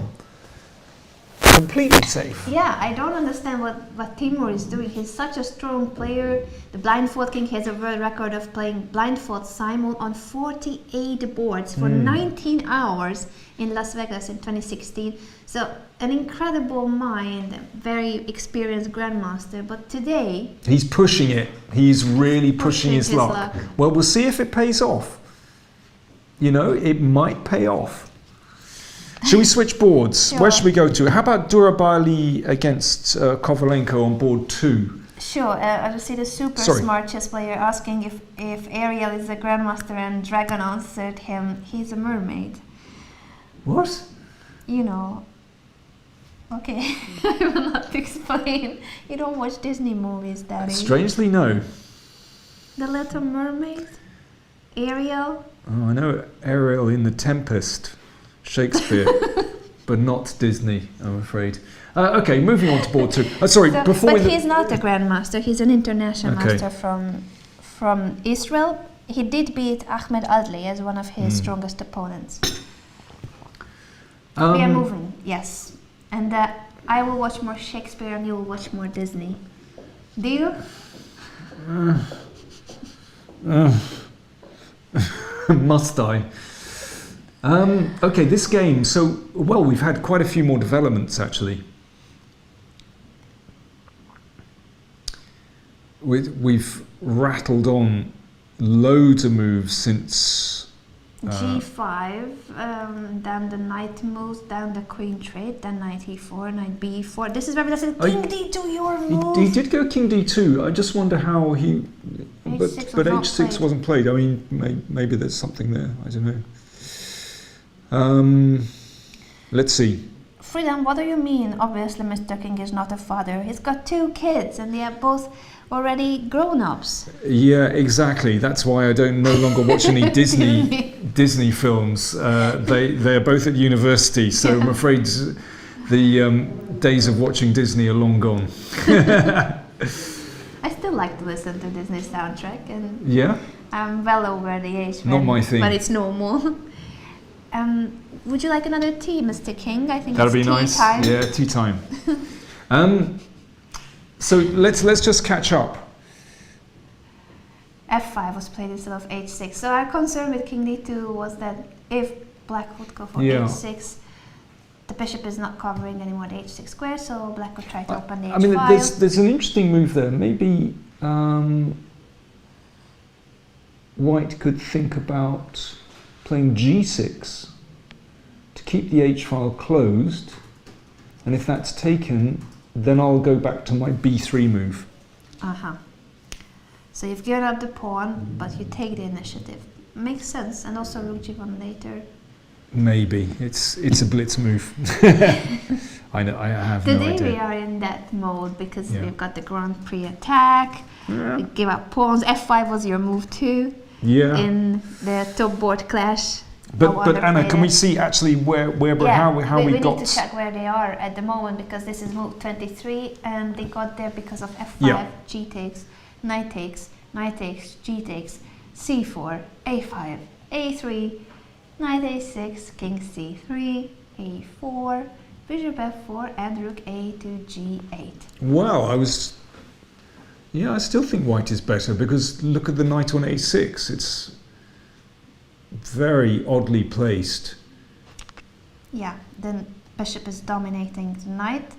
But all the squares covered but b8. But not only that, if the knight succeeds in recycling, let's say b8 to d7, then actually white's king is ready to, well, at some moment, to come in and take some pawns. Yeah, the a4 pawn is a vulnerable spot in black's game. This pawn structure, he doubled pawns because of trading on a6. I like white's chances here. White is better. Has to be better. Well, I mean, simple plan here. I don't think we need to contest on the g file because if rook g1, then rook g6. But what we can do is play the rook over to e1. Let's do it straight away. Rook e1. So Danny was saying that this will not manage to gain the g file. Yeah. Better go to the e5 directly. Because we can always close with bishop g3. Well, that would be my hope anyway. Yeah. Actually h5, h4. Yeah, it's probably okay. So that's fine. But basically, I just want to double on the e file really quickly, and hammer on e6. And then, later on, I would hope that the king is in the perfect position to perhaps mop up. But I think Kovalenko is in trouble. The pawn structure is worse, the piece placement is worse, the a6 knight is terrible. Even white's king is better because of this king b4 idea, so an active king in the endgame. I think something has gone wrong for him already. Definitely. Breaking news, West Bromwich Albion against Brentford. The game is over. The result? 1-1. That's a good result for Brentford. They played away and the top of the table team. That's a good point. We'll take that. That's excellent. Good stuff. Okay, so that one we think is certainly better for white. But there are other options here actually. I mean, I've mentioned doubling on the e file. There's also the option to break open the b file to play very dynamically with b3 and rook b1. because the b8 square is covered, then black actually can't challenge on the b file. Mm-hmm. Yeah, that's another idea. White can wait with that so that this pawn is still a target. Yeah, I mean, instead of trading it. I would prefer to do something else. But basically, I think the reason Durabaili is thinking here is because he has several very, very promising options. This is a lot of fun for white.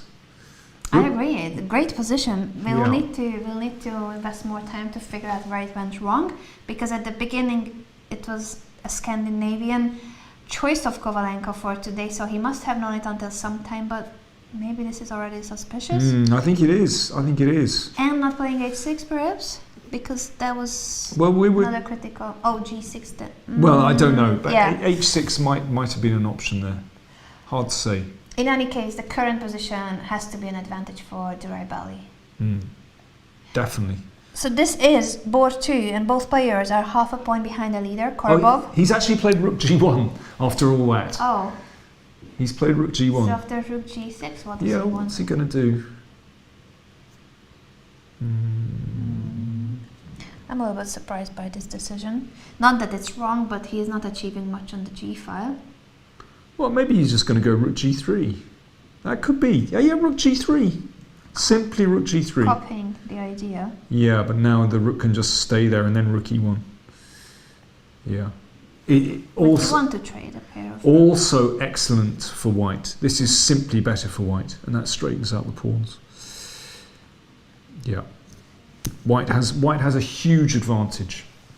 Perhaps excellent. this is the simplest then, yes.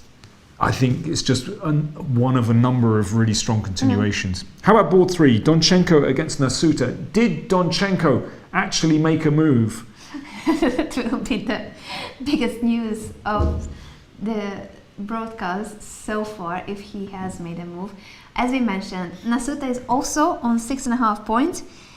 He is from Poland. He's the lowest rated player on 6.5 points.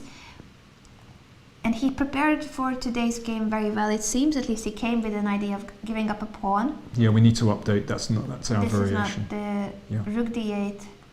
This was where Donchenko started spending time. Rook d1. That's the move he came up with. Bishop takes, knight takes c5 because of the pin on the d file. And bishop takes b7. Finally, Nasuta has also spent quite some time. So both players are playing on their own. No engine preparation anymore. Okay. So black could just castle, or I wonder how the endgame is. I mean, there's a very forcing continuation just by exchanging on d4. So you're saying Or you could castle, but this one here now yeah. takes, back. Do you want to play this one? I'll try to take on d4. This is hanging two. Pair of bishops for white, and a pass pawn. If we give up the pawn.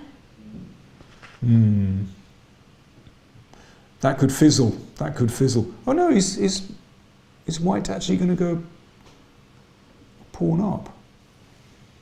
I'm getting confused. So if we play, let's say rook d3, rook d3, bishop takes d4, because then there's the trick with bishop f2, whether white castles or not. So that's a bit irritating. Yeah. So maybe the rook needs to go to a better square. Maybe rook e2 instead. After knight c4, yeah. Rook e2. And then if bishop takes, we could take on a6. On a good day, no, it's mate. Bishop c3 check and rook d1. Okay. Ooh. Chess is 100% tactics. Let's just bring up the question of the day now that you mentioned. It's short and sweet. You can tell us about your opinion by using the hashtag Sunway Sitges. And the question is chess 90% tactics? And we've got a couple of answers on Twitter. Let me just try and find the question and see how people are responding. Just a moment. Sure. Still no response and no further answers to that one. But I think this is the thing. This is another aspect to the question that actually, in some positions, you have to calculate. I mean, if we're talking tactics, basically it's calculation. In some positions, you have to calculate. In others, you don't need to calculate. It's about maneuvering your pieces to their best squares. In this position, there is a lot of calculation. That's why the players have invested a lot of time, because here, calculation takes time, and it's a very, very sharp position. So are you sticking to the 57%? I think I've gone up to 59% after Wow! after this particular variation. Let's just go back a moment.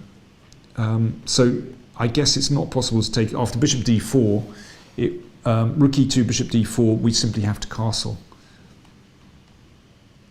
I also just wanted to mention that the rook can also go to other squares. Well, not too many, but rook c2 is an option as well. Yep. Then yeah.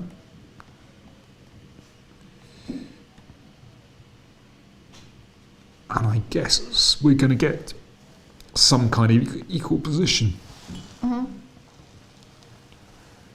Possibly. So this is a forcing line that would arise from the position after knight takes e5, bishop takes b7, c takes d4, c takes, queen takes, and knight to c4. Yeah. Rook c2 is an alternative we haven't analyzed yet. Yeah, I would. Yeah, and then rook takes d4, I guess. Defends the knight, gains tempo on the bishop. I think the most likely thing is that this one is going to burn out, actually. I think so. I wonder how far the preparation of Nasuta went, because he blissed out the first dozen moves until giving up the pawn. That's still his preparation. So he went f5, f4, sacrificing a pawn for initiative. And somewhere around here he started thinking. Hard to say. I think it's going to fizzle though. Can we do a little tour of the other boards? So, Sure. for example, Shevchenko against Tabatabai, that's board 4, we hadn't looked at for some time. Oh, it looks like he did decide to chop on e5, but Shall we take a look? it's been... Yeah, they got a... Oh, yeah. Simplifications. A 17-year-old against an 18-year-old. Shevchenko, Ukrainian grandmaster, and Tabatabai from Iran, also grandmaster and the winner of the 2019 Biel Masters. Equal. Let's move on. I think it's very equal. A4 for white. It's an equal position. Yeah, and there's not much to discuss here, unfortunately. It's Not- very symmetrical. Not yet. Not yet. We can but hope. Okay, let's move on. How about Puranik against Narayanan, the all-Indian battle. There's Shevchenko on the right. Puranik against Tabatabai. Now that is more interesting. We left it after Queen b3. So a trade on d5, queen b3, and we were wondering whether black will protect the d5 pawn with... No, so bishop d6, sorry, this was played, and after castle we were wondering whether bishop e6, But instead he played... bishop to c7, not willing to give up the b7 pawn, protecting the d5 pawn with the queen, f3, very logical, castle, and f takes, d takes, e3. Semi-open f5, strengthen the center with e3, bishop e6, queen c2, pressure, bishop c4, rook f e1, and bishop to a5. Well, that's about keeping the e-pawn.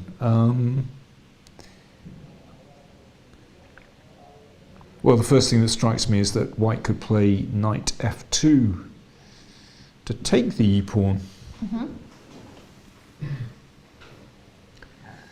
We're on Chucky cam there, but the players in the background are indeed Puranik with white.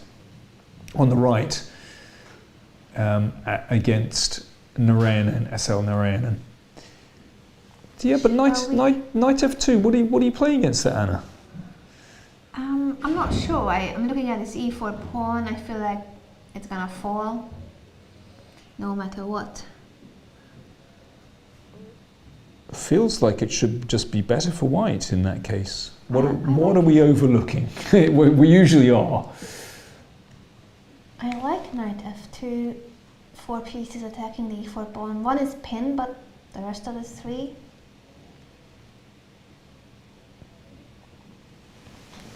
I'm somewhat baffled by that one. Not for the first time today. Shall we, while we're here, okay, we'll move on from that one because I think it looks better for white. Let's move on and have a look at Chucky's game. While we're there, we may as well just... The Chucky cam, we left it at, well, a few moves ago actually. Ooh, Kaliris has only 29 minutes remaining to Chucky's 58. Very slow play, but sometimes it's understandable when you're facing a legend and you double check everything because you're not really believing in your own position. This is annoying, the backwards pawn on d6, more space for white. In a sense, not a lot has changed in this position, and that's why Kaliris, I'm sure, has invested a lot of time because basically he's just worse here.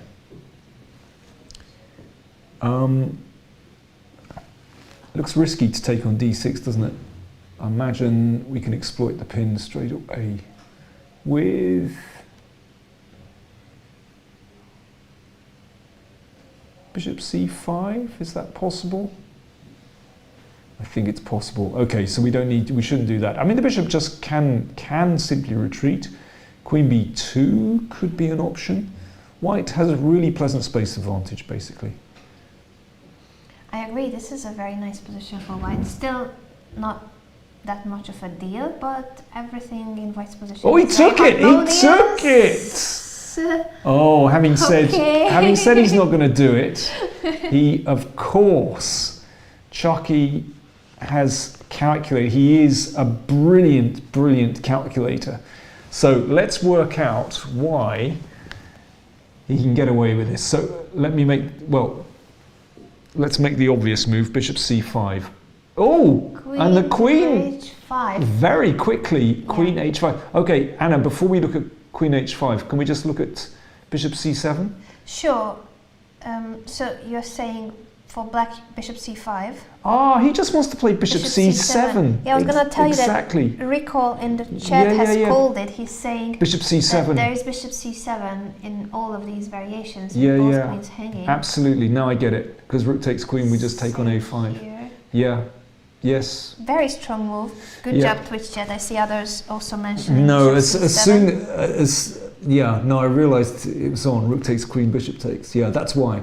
And so Kaliris has simply switched with queen h5, but it doesn't look like compensation unless you have something immediate. And Chucky has made a move already, which is the queen. Is it the queen? Wait. Yeah. Queen e1. He dropped the queen back to e1, getting out of the pin. He's an extra pawn. He's got an extra pawn, and it doesn't feel like black has that much of a counterplay here. Knight g4, bishop g4. Knight g4, threatening the h2 pawn. What shall we do? I think I marginally prefer bishop g4. I suppose. So your move here is h3 or h4? h3. This goes back, or knight e5. Can I? No, you will take it. Yeah, I'm going to play g4. Because actually the queen is well placed on e1. Yeah. Because actually it can, but once the f pawn moves, it's right there to cover. True. That, and the bishop covers h2. So I think we can get away with that. So you have a preference of bishop to g4? Yeah, but Chucky's obviously worked out that he's okay here somehow.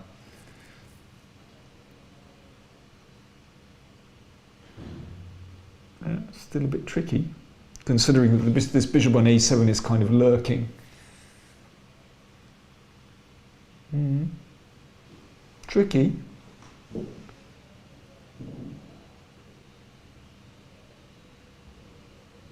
I mean, you know, I'm sort of looking at this position because on the basis that I have total faith in Chucky, but actually my faith should be shaken after yesterday's game where he just overlooked a tactic. Question in the chat after knight g4. Yeah, knight g4 is... if black can do you take on e3? Right, okay. Yeah, black certainly can. There you go. I'm probably underestimating black's chances. Well, anyway, I take it. Take it and king h2. Play the position. Take with the knight. Material-wise, it's a rook and a pawn for 2 minor pieces. Pair of bishops. The queen side of black is terrible. I think it's better for white, isn't it? Pawn to c5. It looks fine to me. Yeah. No, I think Ivanchuk is doing well. Yesterday he had a bad day, but the game started out all right for him against I wonder. It's more like he missed the bishop takes b6, piece sacrifice. So the current position is this one after queen h5, queen e1. And the Greek grandmaster Kaliras is still thinking. I mean, I think I marginally prefer bishop g4, and you know, we shouldn't underestimate black's chances. Actually, like I said, I'm basing my assessment on the players that I have faith in Vasily Ivanchuk, but it's actually still very tricky, and also the clock times, 29 minutes only remaining half an hour of time advantage for Kaliras. Okay, listen, Anna, let's move on. Can we have a look at the board 6 game between Andreas Heimann and Jaime Santos, our old favourite, but I would like to give an update on the top board. Oh, okay. Just in case, since the position has been very exciting. Yeah. So e takes d6. Let's just sum up one more time. I wonder Liang with the Grand Prix attack against the leader of the tournament. And he goes for it, f5, pawn sacrifice. We don't know how good or bad is it, but it's exciting. The position is very unclear. Oh, nice. So he's just switching the knight round to the king side. Wants to live here. All right. Makes sense. Now, bishop takes. That's an interesting decision, giving up the last squared bishop and bringing in the rook. Allowing this rook lift. Interesting that... Wow, it's very concrete.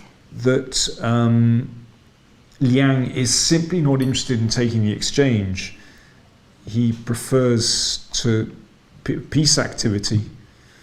Yeah, and by that, Danny means that in all these positions, what could have gone bishop h6, where moving the rook away is not possible because of the mate on g7. So bishop h6, black has to give up the rook for the bishop.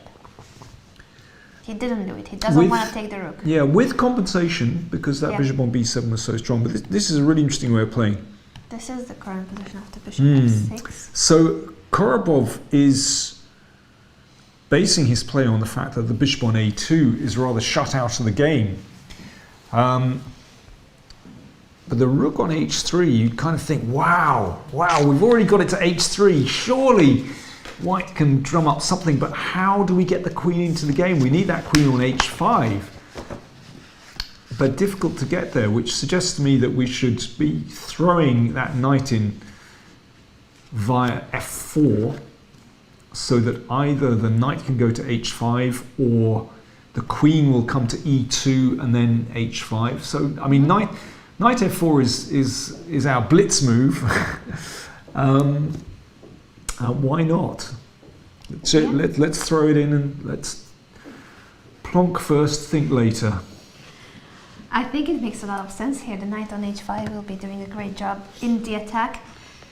So it is a really sharp position. Now I'm thinking of reasons why we shouldn't be playing it, of course. Knight g4 with potential to play bishop d4 check and bishop and knight f2. Okay, so white is slow with his attack. No.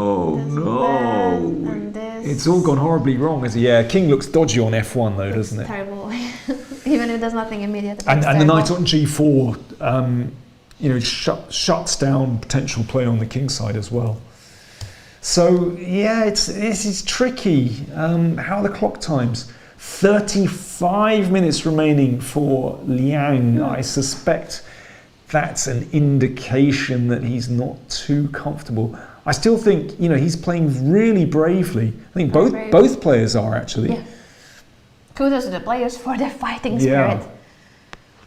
If Korobov wins this one, he will be on easy street going into that final round.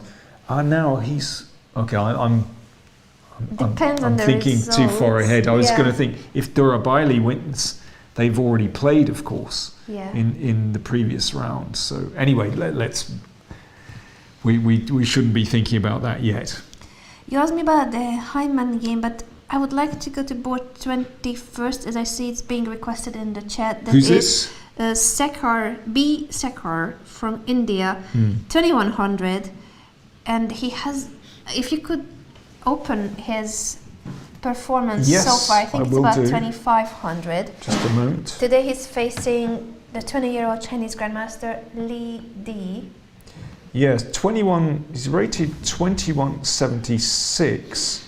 He was born in 1991, which makes him young enough. 28. 28 approximately. We don't have exact date of birth. So far, his performance rating is 2542. He's gaining a whopping 71 points. Wow. Golly. So he's making a norm, basically. Let's just remember that in this tournament, there are a couple of players who are fighting for international and grandmaster norms. He must be one of them. You just, looking at his performance, you just kind of have to think, what's he been doing for the first 20 years of his life? Why is he only rated 2176 when he produces this performance? So what a tense position on the board as well. That's a Wonder Liang on the screen, not Li Di or Sekhar. He's a pawn down, but he's got a whacking pawn on e6. Who's to move? Sekhar to move. Look at that. Whose score sheet is it? Oh, Sekhar B. We have the bird's eye view. Nice. And we can read the score sheet of Li Di. Yeah, there we go. We've dropped in. Beautiful. Now, how do we play? That was a very neat handwriting, by the way. Yes. I'm looking at all kinds of pawn sacrifices here. Of course, I don't know what's come over me today, rather. Wrong preposition. Not to push the f-pawn. Yeah. Not going for crazy sacrifices. I'm looking at b4, of course. I knew it. It's got to be b4. It's gotta be. And if c takes b4, just bishop e3. Okay, it's completely unnecessary. We shouldn't be doing this. But his position looks great. What happened earlier? How did that pawn appear on e6? What opening was this? Wow. Yeah, let's take a look. The Berlin? You're kidding. Oh, this variation. This line. Now, Ooh. yeah, d6 is not, of course, the move that the elite guys play. Simply giving back the knight with knight d4 instead is the main move. This is very tricky. I suspect Li Di would not have chosen this line against a stronger player, but he's going all out for a win. But this is difficult now. White has a lot of play for this pawn. I mean, this is a very old variation, but just to repeat, this is not necessary for black to go in for this. The knight e6. Wow. Bishop takes, f takes. Yeah. So the thing about knight e6, if black takes with the pawn, I'm assuming the idea was this check first, so this would be a discovered check. G6. G6. Okay, take it. Takes. Now, Knight takes. is there a big move there? Big move. Bishop g5. Bishop g5. That's a big move. Yeah. And black's king is not escaping, basically. beautiful idea. Knight to e6 was captured by the bishop. F takes, f6. Wonderful stuff. Queen h5, knight g6. I wouldn't want to be facing Sekar. He's at 2200 who's playing like a super GM. a5 now by Lidi. Wow, a5. What an amazing move. Well, my idea with b4 was to, okay, b4 takes bishop e3, basically to threaten c5 to get the bishop on c5 and, you know, starting to try and motor here, but I don't know if that's necessary. So it's fun, but probably completely unnecessary.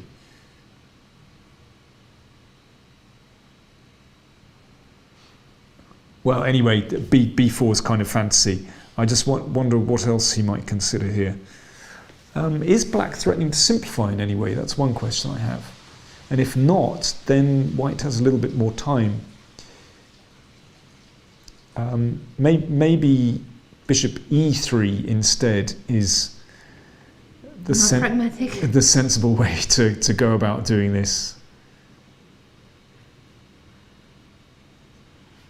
Is this a move? e7. Oh wow. I don't know. If that's possible, then I Black need to can also rethink. Yeah, could be. Well, maybe. In which case, care. black. What if you just attack this pawn? Yeah. Ooh. Yes. Rook d8 then would be a mistake. Yes. Then we're in. Boom. Boom. That's a boom move. Okay. So yeah, this is a far more sensible way to play, of course. Yeah. Rook d1 and just take a pawn. But then knight e5. Yeah. Knight. Yeah.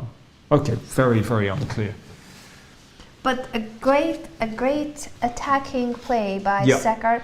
We don't know how much of an advantage it is, but definitely he has taken the initiative.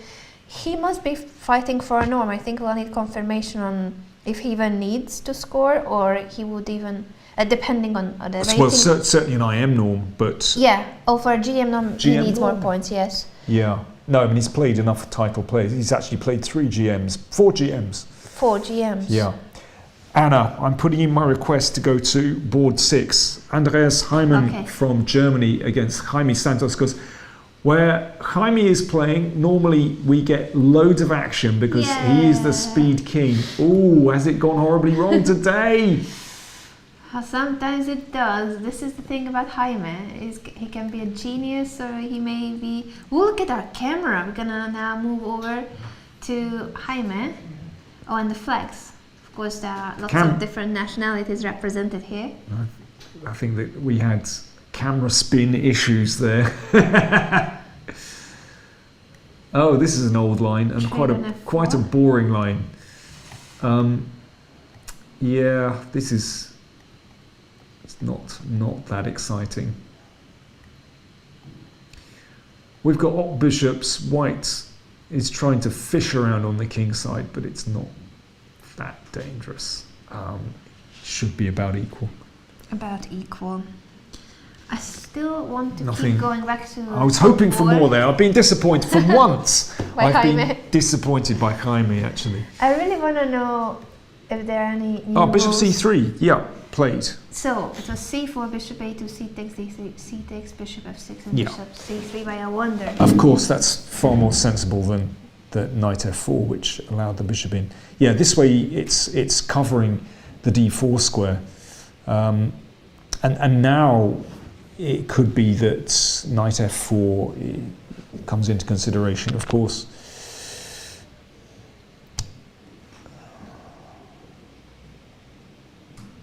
And sometimes even d4, d5. What's the score? White is still a pawn down, but there's lots going on here. Yeah, interesting. Okay. Oh, how's Korobov looking? He's got a 20-minute time advantage, or he did have. You can see them on the left side of the camera. One wearing his red hoodie, and Korobov a blue t-shirt. Well, I think he's actually stripped down to his t-shirt by this stage. He's got the hoodie is gone. He's in t-shirt mode now. Really? Things got a bit hot. Yeah, that looks like a t-shirt to me. Could be. Yeah. We're gonna zoom in later on. Breaking sartorial it news. is. There we are. He's gone down to the t-shirt. I think your eyesight is better than mine. I was still seeing the hoodie. I really didn't see the sleeves or no sleeves. I need glasses. And Korobov's moved. He's played knight g6. Yeah, that's very sensible to pack out the king side. And we've got one more move. What's he done? Queen to d2, was that?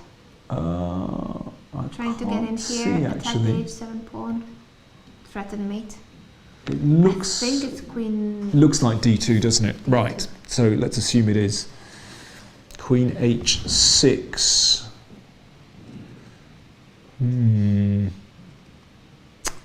Now, well, worst case, black could play bishop g5 simply to prevent that.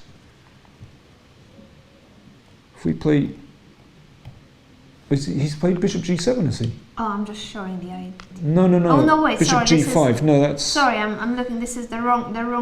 Yeah, I don't. The wrong way. Well, funnily enough, actually, the king can escape to f6, and it's actually okay for black. You think so? Because this cannot be taken. It will trap the Yeah. queen. It's actually okay. I was actually suggesting bishop g5. Yeah, sorry, I misunderstood you. But even by mistake, I made it.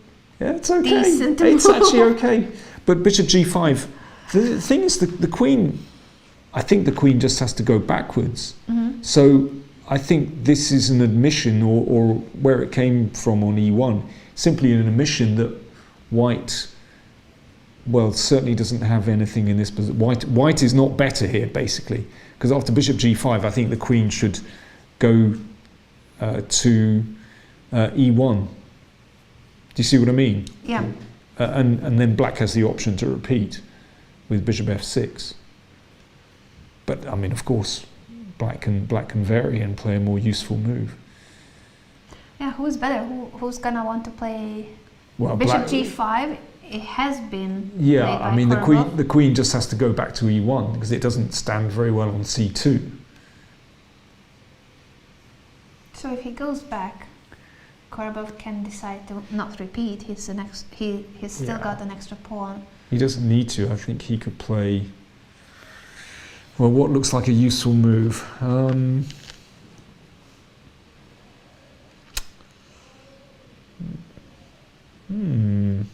Rook e8.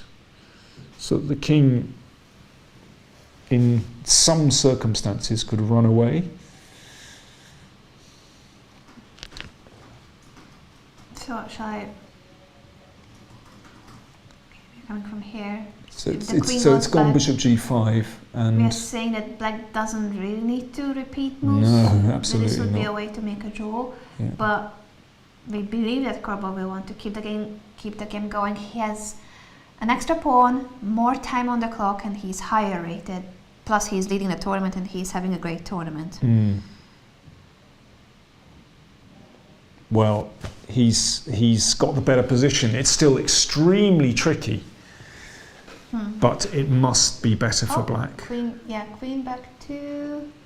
Is that it? I think he played d1 actually. He D1. went back to r, so he might be angling for queen h5 at some moment. Okay. But it's not happening straight away. And even when it does happen, it's certainly not fatal. Well, as we've seen, in fact, black's king has all kinds of ideas, and there's even h6, not immediately, but if the queen landed. But what's a useful move for black here, though? It's not immediately obvious. Also, because of inserting the queen d2 move first and then going to d1, so he could have chosen this square immediately if he's aiming for h5, but I think it's smart what he did. Definitely. Because Black does concentrate. Yeah. Yeah. Yep, This definitely. diagonal for the bishop, very powerful bishop on the long diagonal. I wonder Liang down to 24 minutes. Korobov 48.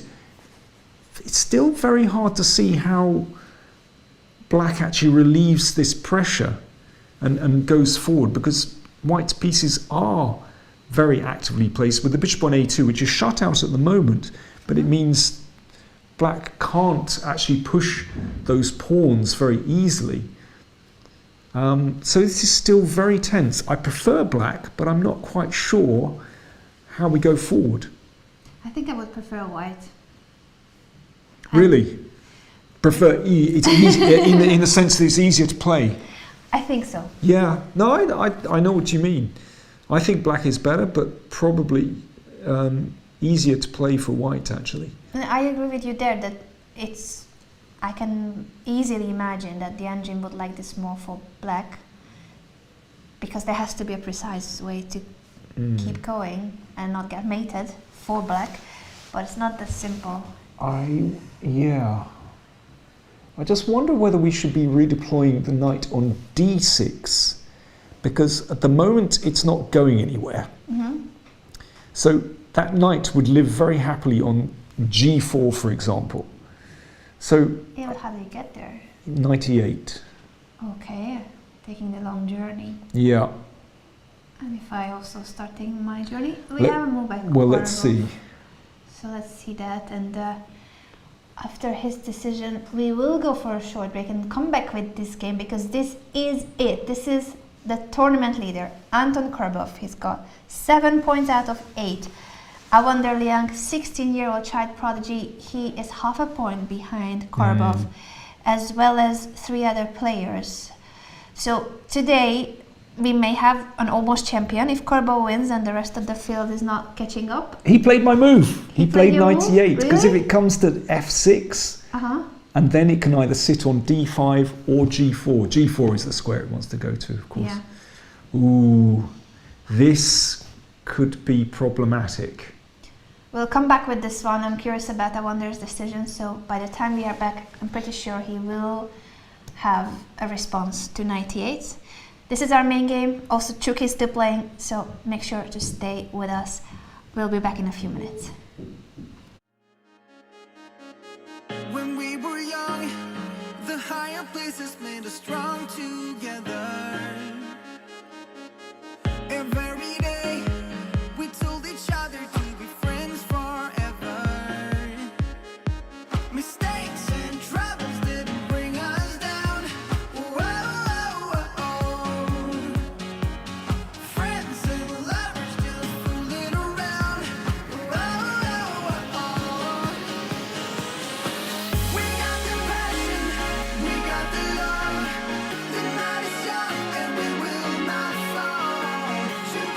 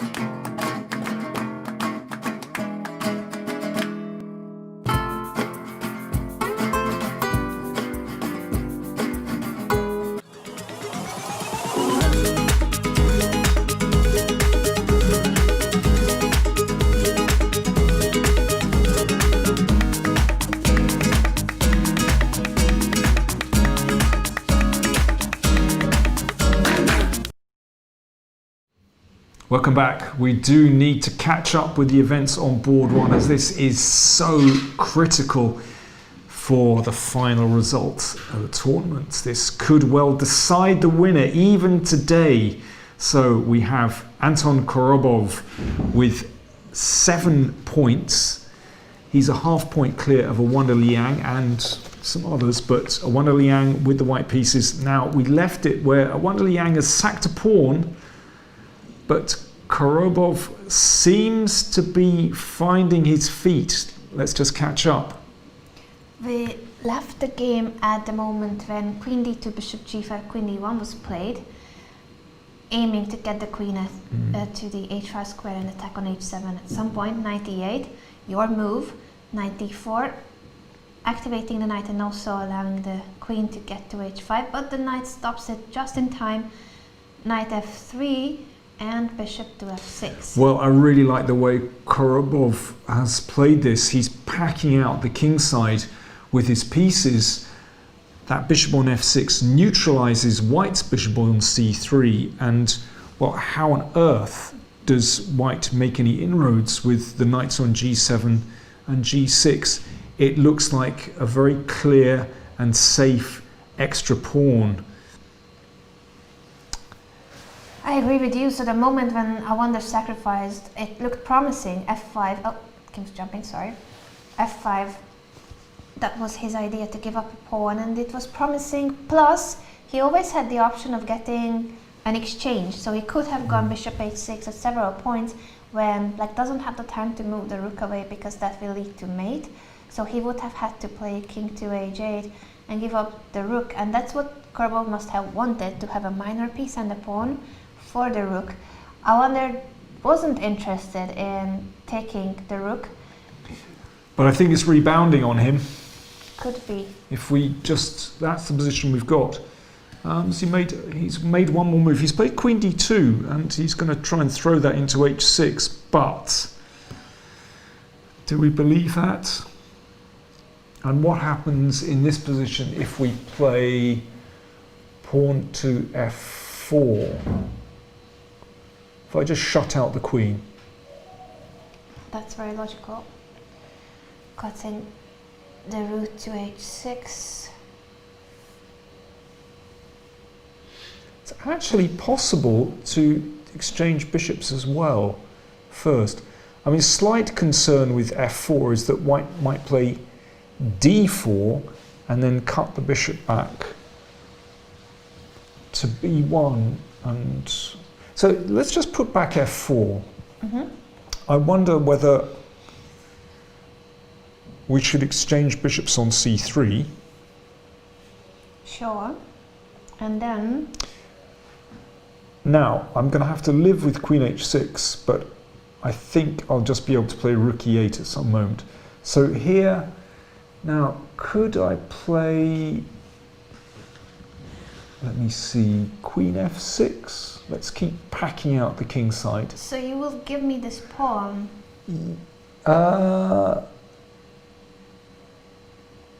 Yeah, so rook e8, sorry, rook d8 in this case. And you're saying that this is only a check. I think The knights are protecting, well, then g6. and the king actually lives very safely on e7. In the meantime, I'm going to take one of those pawns, and actually the queen is just stuck up a blind alley. I think you are right. This position seems more than fine for black. Of course, white doesn't have to jettison the pawns in that way. It's not necessary to play the queen to h6. He's okay. Was a low move? I think he's played h5 actually. Interesting. Really? But I'm just saying, I think that was quite possible to play in that way. Actually, I think this is that very similar? Queen h6. Queen h6. You take on c3. Takes and queen f6. It's very similar actually. And then queen f6. But he hasn't given up the h7 pawn. And if knight g5 again, you play rook d8, and actually there's no attack. h5 is also very safe. I mean, it's a similar kind of thing. Or maybe it's even better because now there's no connection between the queen and the rook. This queen is not doing anything, can only give a check, and then there's nothing going on against the black king, while, as you said, these are targets. I think h5 is a safe move. Let's just go back and see the actual position on the board. Sure. That is h5 here. And I wonder, thinking he's down to 20 minutes. Korobov, very calm, strolling around. Lots of time, better position, still an extra pawn. He's confident, and there's a reason for it. I think Liang has to play d4 here. I think if he allows the exchange of bishops and queen f6, then with the exchange of bishops, really the players gone from the position, I think he has to try d4, which at least keeps the option of this pawn break with d5 to actually bring the bishop on a2 into play. Yeah. I think it's the only chance he has. I like your idea with d4 to complicate the position. Will he go for d4, and will we still see a complex situation where, yes, it's an extra pawn for black, but white has some initiative? Can I claim that? Maybe not anymore. It's very safe here with so many minor pieces around. To be honest, I would have preferred to exchange on c3 first, if there was time, because I don't think queen h6 was possible. Do you see what I mean? Because if queen h, because we have bishop d4 check, we throw that in first, and then you move. And then we play rook e8. So I think that's safe. Piece up for black. Yeah. So basically, white would have had to recapture on c3. And then you would have played h5. Then going back to h5. Yeah. I'm surprised he didn't do it that way round. Because d4 is a little bit annoying. What's Korobov going to play after d4? Good question. So queen d2, h5, and d4 is the question. I mean, I still think black is better, but it's just a bit irritating that we can no longer actually exchange bishops. What's the crowd saying, Anna? My chat is not updating. I'm gonna open the window again. I don't know what happened. But shout out to all of you tuning in to the penultimate round of the Sunway Sitges Chess Festival. This is the crucial game. Korobov with a half-a-point lead.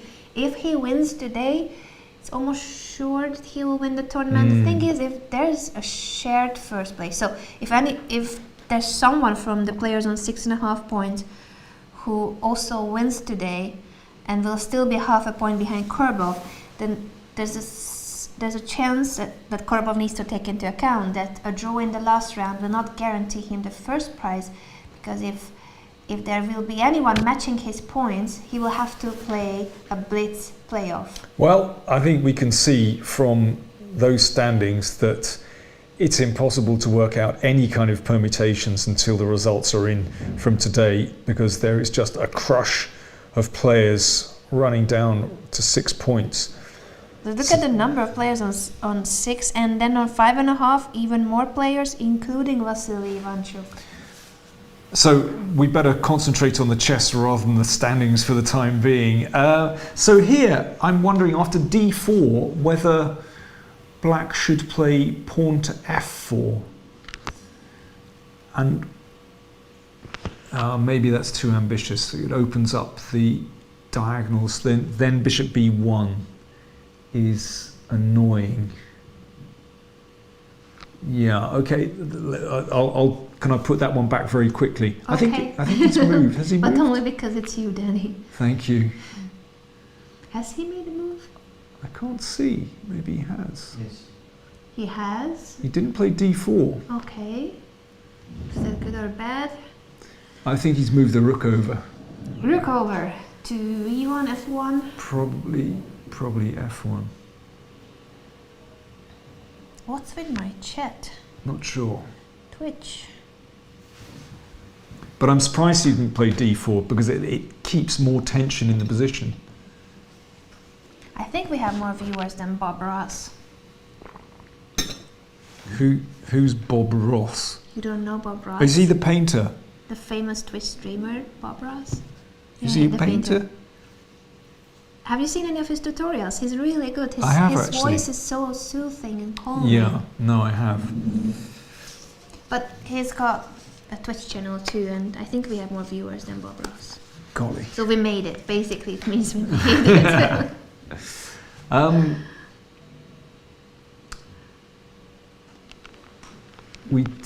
Can we see if the live board is updated after h5? h5 and rook He f1. played rook f1. I'm really surprised about that. Don't know why he avoided d4. Oh, poor I wonder. We know that he's still struggling with jet lag, so it's Yeah. not the lack of Did he say that? Yeah, he said it Wow. yesterday. I missed that. Even though he has been here for over a month, not a month, but over a week by now. And he's also staying for Christmas with his mom in Barcelona, but he's just not getting used to the difference in time zone. You see, I think Korobov should exchange on c3 now to stop d4. Taking now. Yeah, and then let's say queen f6.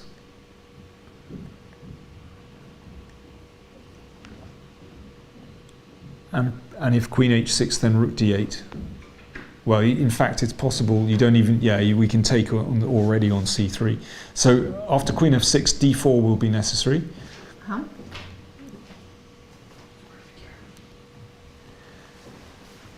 And then, well, we can play rook d8 anyway. Black is a pawn up. We're shutting out white's pieces for the time being. I like your idea with pushing d4 when there was still a bishop on c3. I felt like that can complicate the game, but now allowing this... It's interesting that Korobov didn't want to include bishop takes c3 earlier, and then Awander didn't want to take advantage of the no trade. Okay, I'm seeing some possibilities for white, which might be playing knight g5 and then flicking it back to e4. So still a few little niggles for Korobov to just negotiate. So it's I'm not sure. Board 3, I was like b3. Board 3. Let's check out the other boards. Yeah, I was looking at the move b3 and I didn't find it that interesting. Okay, but board 3, yeah. Still not simple. Sure. To the question in the chat, yes, I am aware, guys. I am aware. What's that? If I know that he passed away.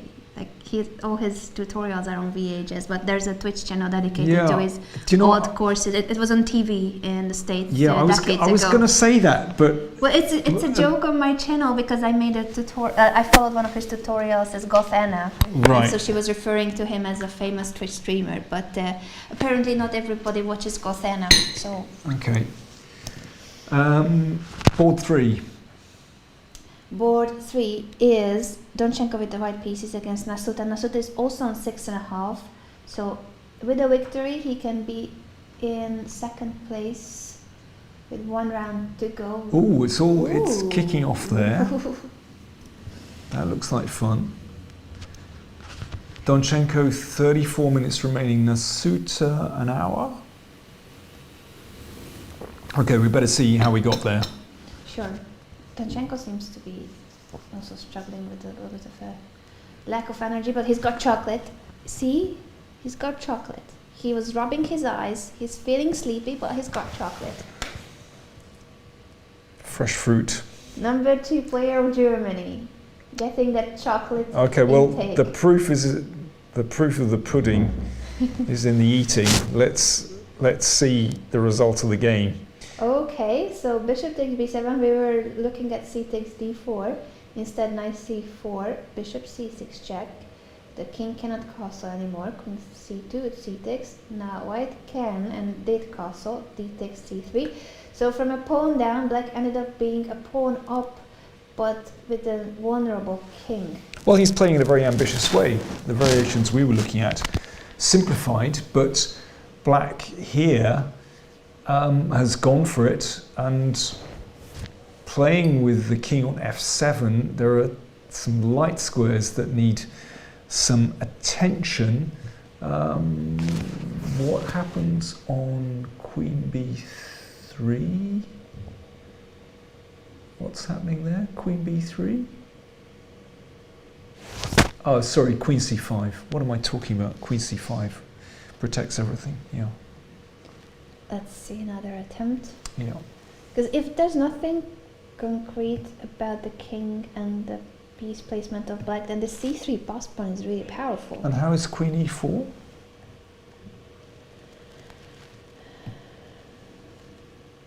Yeah, that's a bigger question because the knight would drop. So the knights will probably have to move. I guess it can actually, the knight can just drop into d2. That's actually a bit uncomfortable. Ooh. Yeah. And this is well protected even in case of a check. That is a big passed pawn. All right, so Nasuta has done his calculation. Funnily enough, he's down to 10 minutes. He was the one who came to this game very well prepared with this pawn sacrifice, which must have been his analysis. He No, basically- he's got an hour remaining. What? Not 10 minutes. I saw 10 minutes Really? 5 seconds ago. The Oh. clock keeps changing. I don't know now which one is the real one. Okay, well, I was just surprised that, it was his preparation. He was blitzing out the first couple of moves. well, we don't know how long he has basically before we can say anything. Yeah. Let's just put the queen back on c2 because that's not the actual position. There we go. Well, it's very ambitious, but Donchenko, he's hovering. He's hovering.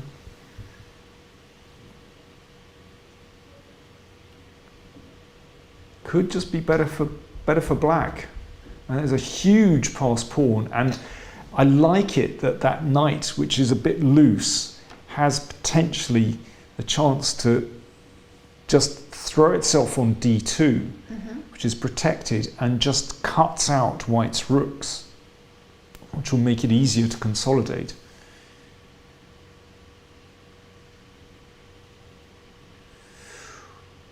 Okay, very interesting. Now listen, I've been trying to get to board 6 for the past 2.5 hours, Anna. You can't deny me. We did it and you were disappointed. I was. That's true. Okay, let's have an update and see Update on your favorite on my board. favourite boards. There you go. That's my update. Has anything changed materially? Happy now? Am I happy now? I'm not happy. I'm not happy. It's still boring. Well, Andreas Heimann is doing his best to make things interesting because he only has 7.5 minutes remaining and still got 10 moves to make. But he's in control. I mean, white has the better position. But Yeah, but how much better is the question? yeah, black is very solid. Very Okay, exciting position. Jaime, we'll move on from there. Okay, what about Sarin against Wagner? We haven't even looked at that one. No, we haven't. So that is board 7. They are on 6 points out of 8. Now, Anna, that's a bit more interesting. That is. Let's check. What's that knight doing in the corner? What's this opening? The Rui Lopez classical approach with d3. And bishop d2. We have seen this. We Bishop have seen d2. this setup. a3 and then a4. I'm just gonna go very quickly because Please. they are about 10 moves away from here. The knight coming in from h4 to f5. The other knight is also trying. So is Nihal playing a beautiful Spanish here? You see, I love playing the white side of the Spanish. This is fun. Yeah, especially if you compare this one to this one. Like the Eastern knight could still be improved by the h8 knight. Well, surely we have to play bishop e6 here. It's too much pressure on Oh, the it's seventh. unfortunately it's white's move. Well, I'll tell you what, I am on it today. Just on it like a bonnet. To be fair, it's been a long event. Today is round 9. I was feeling good today, actually, a good night's sleep. And my usual siesta. Good. Yeah, Good. but You I still- got some Christmas presents. I got some Christmas presents, I still can't tell whose move it is. Anyway, white must be better if black hasn't been able to get in bishop e6. But bishop e6 is coming. So what do we do about that knight on f4? That's irritating. And bishop e6 will kind of solve a few problems.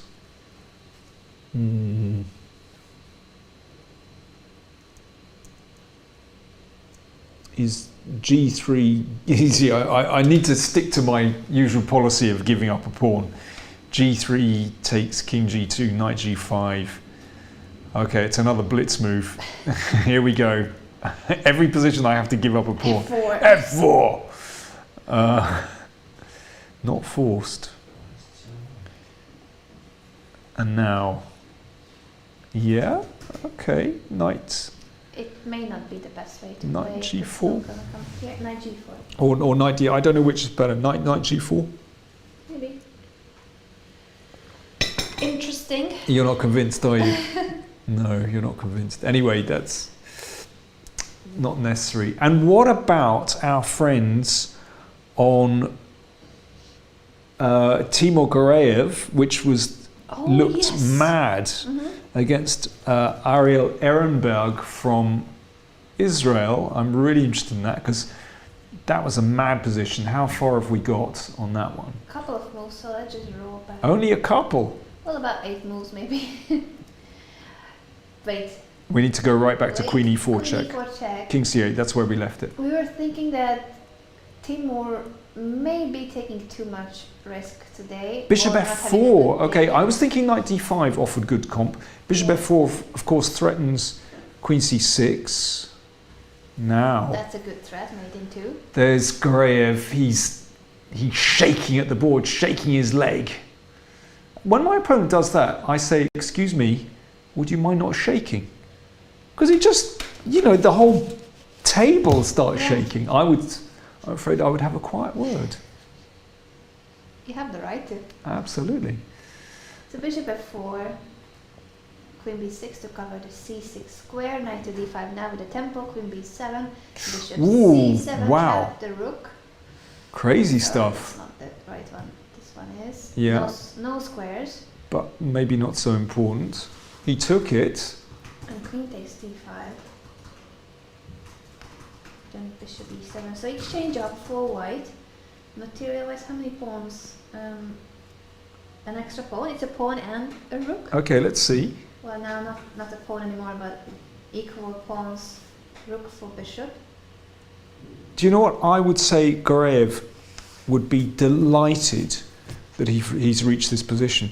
Yeah, from what he had. From We what thought he was had, getting mated. With, well, not exactly mated, but extremely dangerous. Yeah. After this, Black's queen for the moment is cut out of the game. Mhm. That is very difficult, but he's reached an endgame where he has this wonderful clump of pawns. White's kingside pawns, on the other hand, not going anywhere. Anna, can we just get to the position they've actually reached? I know we can see it on the live board. Yeah, the current position is Yeah. this one.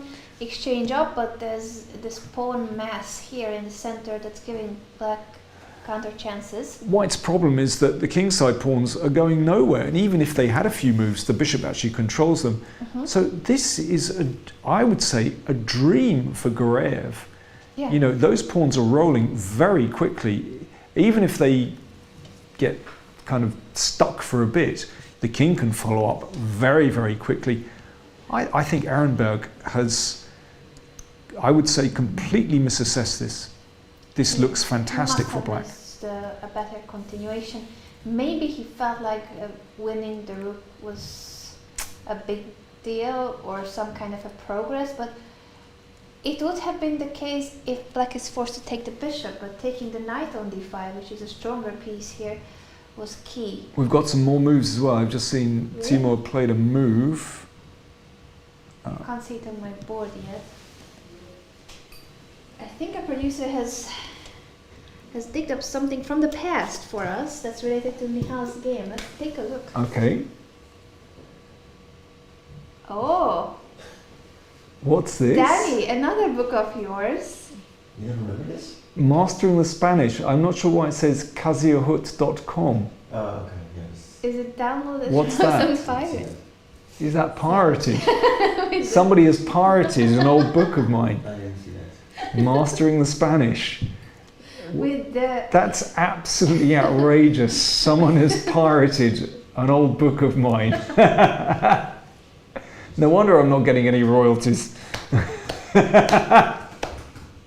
That's so funny. Oh my goodness. That's hilarious. But I think the point was Peter simply wanted to bring up your book and that you are an expert, but not only the knight, but the real opus as well. Well, I absolutely love playing the Spanish with white. It's always been just one of my favourite openings to play. Yeah, I just really enjoyed it. Anyway, we're looking at this, but what can we see what Timo's played? What's the update? My board is not updating, so we would need to either zoom in or wait patiently. Well, white has, black has a choice of simply bringing the king up the board towards the pawns, or I'm just wondering whether black can advance straight away with b4. I mean, it looks tremendous. So b4.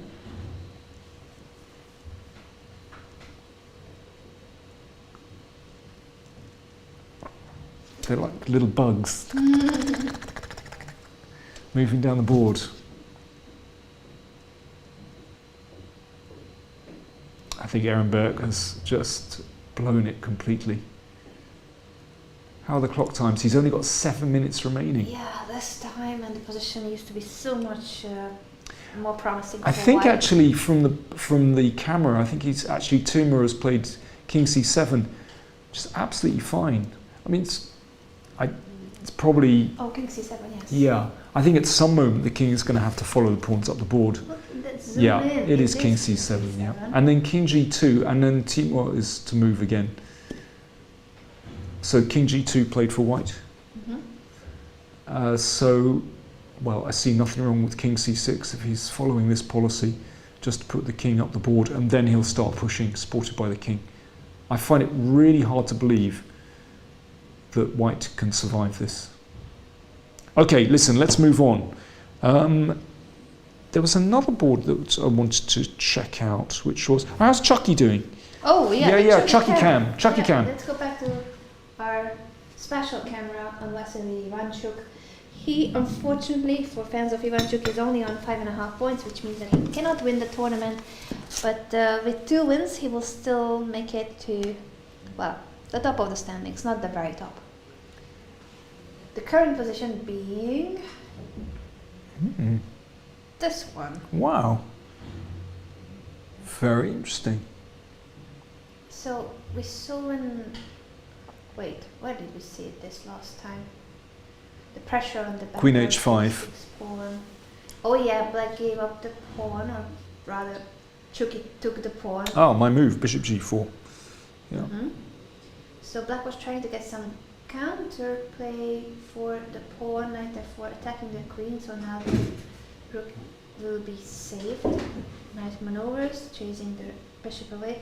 Pair of bishops for black, but the knights can be strong in this position. And rook cd2, still a healthy extra pawn. Yeah, but the pin is very annoying on the d file. I guess his idea is to place this knight on f1, and then everything is protected and he can move away. Well, not to e5, depends on where this queen is, but he can free his d3 knight by protecting the d2 rook. He has just made this maneuver, placing the rook on d2, so I'm guessing it's in combination with knight f1. I'm not sure about that.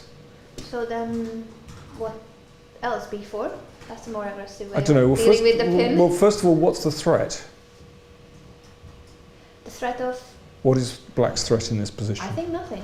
So I like white's position. So if there's nothing, then perhaps we can be a little bit more ambitious. Maybe, and this is in the air too, yeah.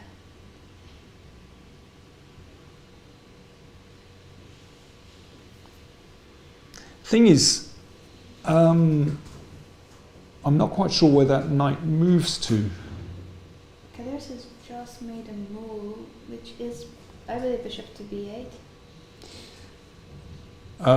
Just an update on events in the wider chess world. Nepomniachtchi has won the first game in the Jerusalem Grand Prix against Wei Yi, so that has some significance for the candidates. Obviously that would mean if Nepomniachtchi wins, then he would get through to the candidates. Now, does that have a bearing on the wild card? Could it go to Alexienko or MVL? I don't know. We shall see. We shall see who will get it. Caviar's down to 9 minutes. This is move 29, so 11 more moves to be played before the time control is reached. Well, I mean, maybe knight f1.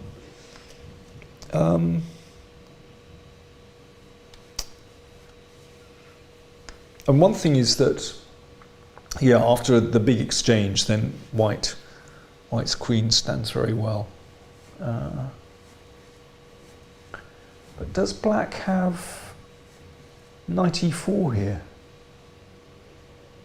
Now that the knight is not covering the e4 square. So we'd have to actually exchange that off, which is a bit annoying. It's really exciting, this one, but not as exciting as board 1, which may be getting even worse for a wonder, it seems, after rook f1, rook e8, bishop c4, bishop takes c3, b takes b5. There's a check on b6, yeah. Can't be taken because Black wins the piece, bishop a2 and queen a5. That is serious. It's a little problematic now how to protect this. Well, again, I'm amazed that Liang didn't play d4 to stop this exchange, because I think that makes life much, much easier for Korobov. Oh, he's in. We got some more moves. Bishop b1. And the pawn is gone. Wow. Second pawn. I think we can see Liang. I think the body language says it all. He looks disconsolate there. Clock time's 28 minutes for Korobov against Liang's 8:53. This could be decisive. That bishop, that's a very sorry piece on b1. Where did he go with the queen after queen takes c3? If we could zoom in on the board, perhaps, because the board is not updating that quickly. Yeah, I don't know. So queen takes c3 happened, and White has moved the queen away. But it's now 2 pawns. It is 2 pawns. But with seemingly no particular attack for White. I mean, don't see that White's position has improved in any way on the king's side. It's just a free pawn. 2 pawns now. It's gone to h6. The queen has gone to h6. Okay. At least that's an active move, although these knights are protecting well the king. So Liang has sort of secured that pawn on d3 with the bishop on b1, so it's protected, but now what next for Black?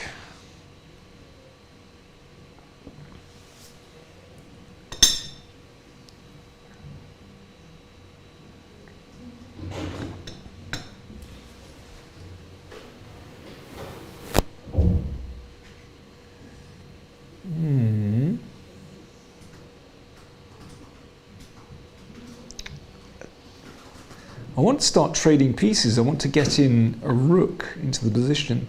So that suggests that perhaps, well, we could start punting the b pawn.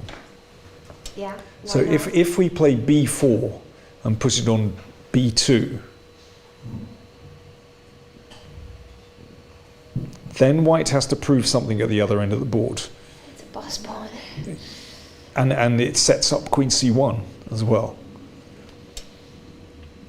So I think, now what is White up to? A question in the chat if knight g5 is bad. We're gonna take a look because that's one of the most forcing moves at least. Problem is it's not really threatening more than a check. Yeah, I think the king just runs out. Okay, well let's find out. So, I was going to say push the b pawn, but actually I can think of sort of more interesting things to do at that moment anyway. Mm-hmm. So for example, could we play queen d2 so that we're not only pinning, but we're ready to play rook c1.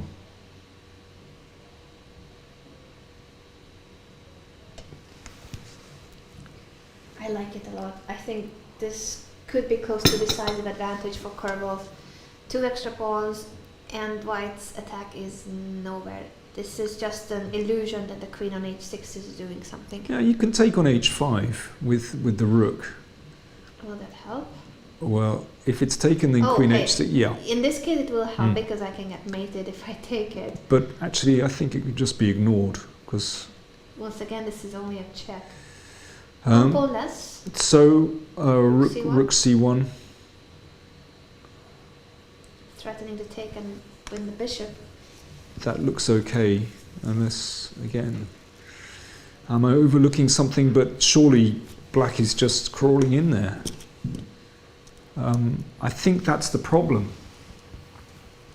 That maybe white isn't really threatening anything, but it's easy for me to say. So I think just b4.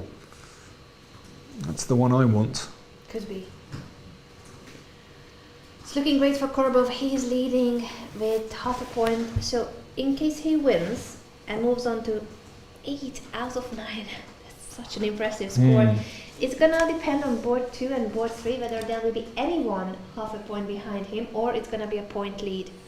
Okay, let's just catch up with Vasiv Durabaili against Igor Kovalenko. Well, white is still better, but is that knight coming into the game? Whose turn is it? That's a good start. It's white's turn. And 3 more moves to be played before the time control.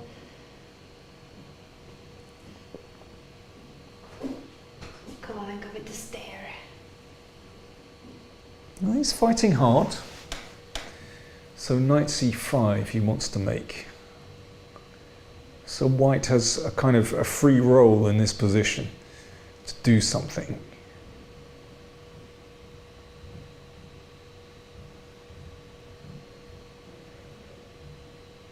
Well, not so easy. Oh, okay, that's updated. Now,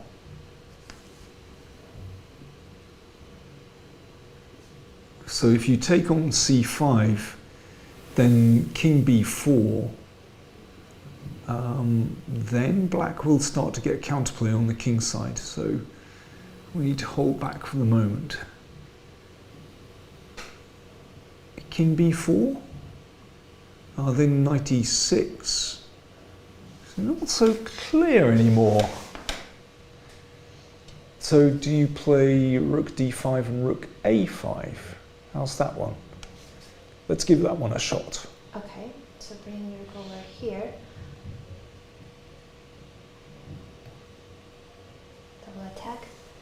So instead of knight e6, how's knight b3? So that's... yeah. But now with king b4. King b4.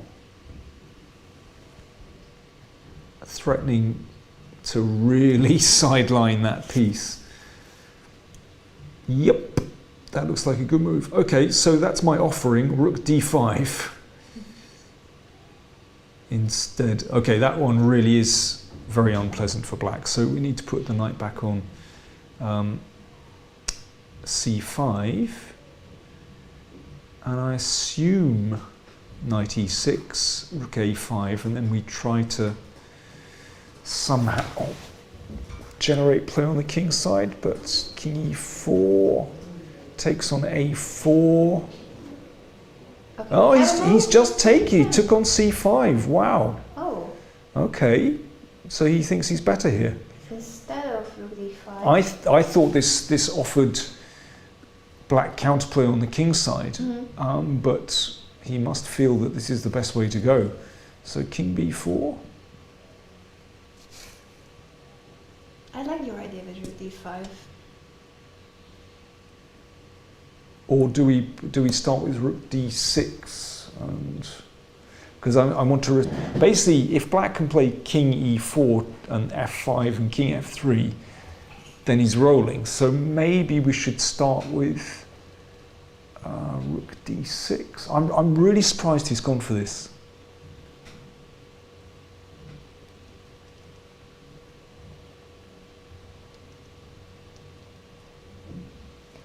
I'm still puzzled myself because rook endgames usually they try to avoid rook endgames if you can keep the bishop here and go for the pawn with your idea. So it is a pawn likely to fall on one of the pawns on the e5.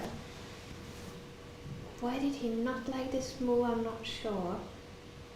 Well, he obviously feels he has a big advantage in this position, but Every rook endgame is a draw. I tell you what, all three results are possible in this one. Seriously. Could be. Let's check also board 3. So Durabelli and Kovalenko half a point behind Korobov. One of them would need to win and then can still have a chance for the first place. On board 3, Nasuta also has 6.5 points, facing Donchenko with the black pieces. And yeah, last time we looked, we kind of like Nasuta's position. He's only got 4 minutes remaining. Only 4 minutes. And Okay. this is move, let me see, move number 22 only, is it? Yeah. 18 more moves to be played, and he's down to 4 minutes. The queen has gone to, I think, I can't quite see actually. We've got a couple more moves. Maybe if we zoom in on the board. I think it's gone queen f3. No, the queen seems to be on e3. I'm okay. We need to wait because I can't quite see the position. I think if we could zoom in, that would help because my. Oh, look at that zoom. Thank you very much, Peter. So, according to our board, rook d8, ready the queen go, queen to e. What was it? Yeah, f3. Queen to f3, I think. That? But Yeah. Yeah, how's it on e3? Because Yeah, my okay. one is on d1. We need to wait for an update because we've had quite a few more moves. We need to get it right. How did he do it? Well, the players are faster than my board. And this is tricky. It must be better for black with the pawn on c3, but with such little time on the clock.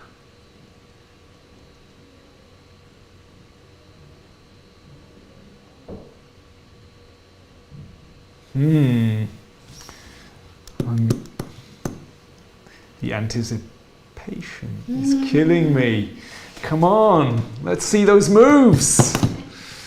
I'm updating, but nothing is happening with my board. I think we'll need to come back to this in a little while.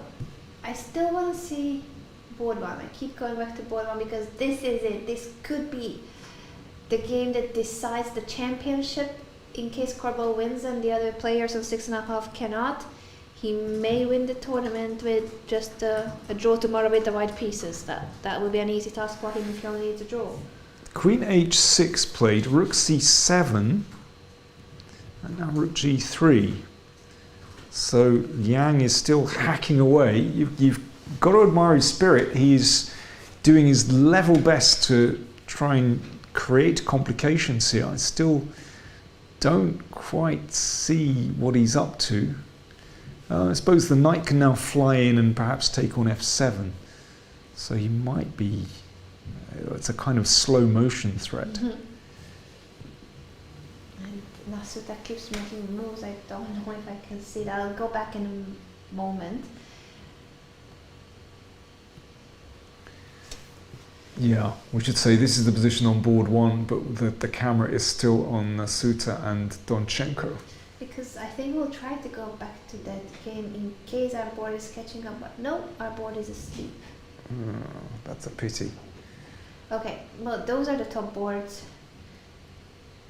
Durabelli against Kovalenko, this rook game, which is after the trade on c5, and has he made a move since?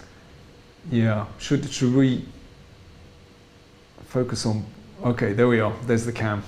Why would you take and then start thinking? I don't know. I honestly don't know. I think maybe he's starting to regret his decision. I'm really, really surprised that he's gone for the rook and pawn endgame. I'm surprised too, and it's even more surprising that he doesn't have a follow-up. So Yeah. you take, which is a forcing move. If you take it, you know what you want to do after the trade. He may have missed something in his calculation and now realizing I'm it. certain, yeah. And when I say all three results are possible, I really mean that. Yeah. Because black's counterplay on the king side is so fast, actually. And kind of easy to play. You king e4, f5, f3, f4, king f3. It could be two rollers. Wow. Okay, come on, let's switch to another board. How about The Chucky board again? Chucky board? Okay, go on. There are some updates. So there was this rook cd2 and d5 pin, that's where we left it, but extra pawn for Chucky, bishop b8, b4. He indeed played, and then knight c5. Okay, this is more active than knight f1. Trade on d2 and then rook e8, but Calibres is just a pawn down. And there are more threats than just a pawn. Second pawn off of the board. He can take on b4, but his king is vulnerable. Knight f3 simply back. Into c3. Well, there is some activity for black, but the pawn structure, especially around the white king, is very but fine. I mean, the problem is that actually that bishop on b8 is rather annoying for Chucky, controlling h2. So white's king is not absolutely secure. You know, Chucky has to be careful of the back rank. In the meantime, the queen is beautifully placed on c3, controlling squares, and in combination with the bishop, I think Calibres actually has pretty decent compensation for the pawn. What he does not have is time, but luckily they are only 4 moves away from completing move 40, getting additional time after move 40 is completed. And Chucky has made a move, is that? I can't see. Oh, rook d7.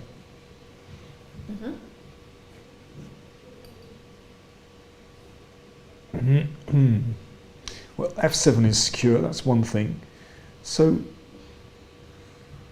what if I play... can I attack this c-pawn? No. Okay, I'll go b5. Let's roll them. Let's roll them down the board. I'm guessing I need to take. Oh, result in the background. That's Okay, Puranik yep. Let's go there. against Marianen. Marianen. Oh. Really? 2 rooks versus queen? And this is where they finish the game? Really?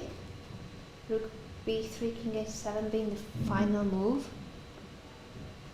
And from the It king's looks like position, white has won. yeah.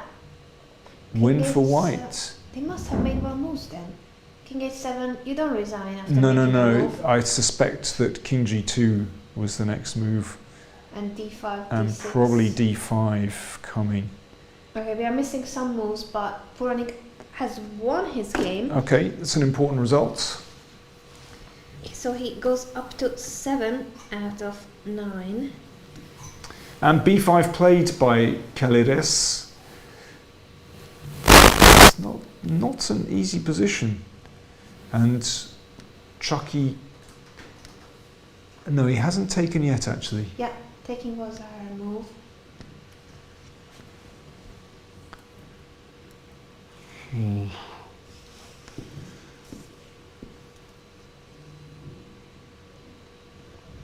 Yeah, maybe we don't need to. C6 might be taken. It's also, I'm looking at a move like knight d4 to try to get in on f5. And obviously if that knight is exchanged, then at least black's king will be less secure because f7 would be vulnerable. I agree. Knight d4, knight f5. But of course we have knight f5, you have to look out for queen c4. So maybe we should trade first. I'm not sure. Yeah, maybe trade and knight d4. So takes. Well, a takes, then knight d4 might be really annoying. So Oh, okay. if we take first and then knight d4. So if there's a check on the back rank, then I guess bishop f1 is okay.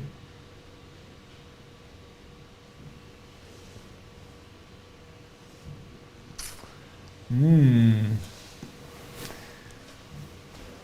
not surprised that Chucky is having a good think here because it's still really complex. Okay, should we go back to board one and Yeah. let's see how Korobov is doing. So once again, Korobov is leading the tournament, half a point ahead of the field. And if he wins today, he will be very close to claiming the title. Queen h6, rook c7, rook g3, queen f6, d4, rook to c3, rook g5, b4. Listening to your advice, push the last pawn. Finally pushed it. Allowing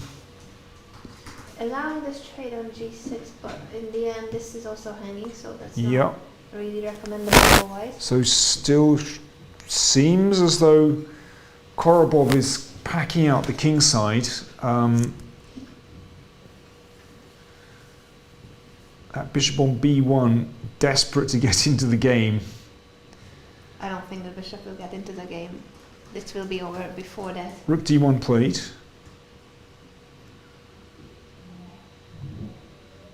So can we take on e5?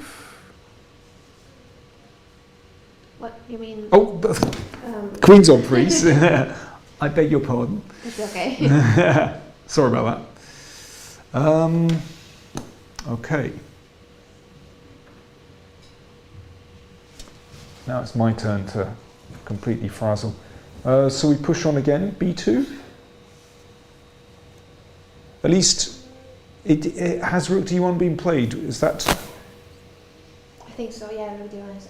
Yeah, it is on the board. So if we play b2. Sure. Now now you can actually take on g6 because d4 is defended. Does it matter?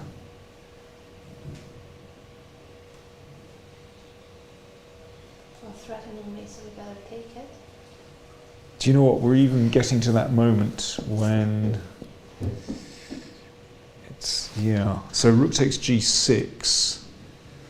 Now we can't quite take yet on g6 because rook c1, rook f1. So the queen's got to go back. Where to? f7.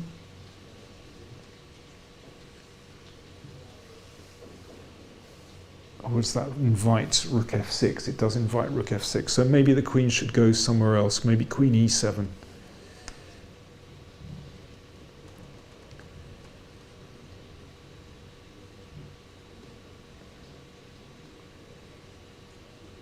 Or now either d5 or bishop a2. This is suddenly very tricky, actually.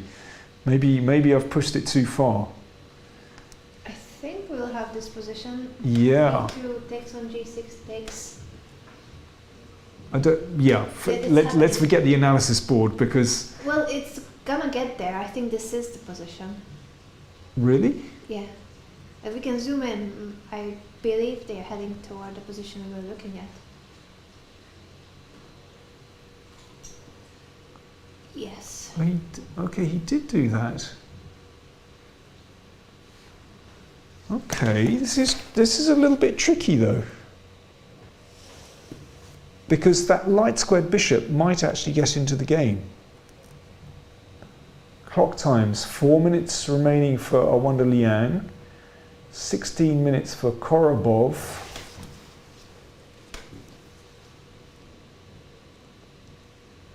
And there is this rook c1 move which might dig white out of trouble.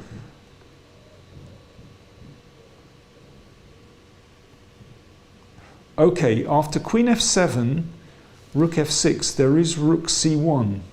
I was looking at that motif too, but I didn't know when could we make it work. So here, yes, because black would take Yeah, 2 rooks for the queen, exactly. with this hanging and this back to be promoted. So that would, so maybe queen f7.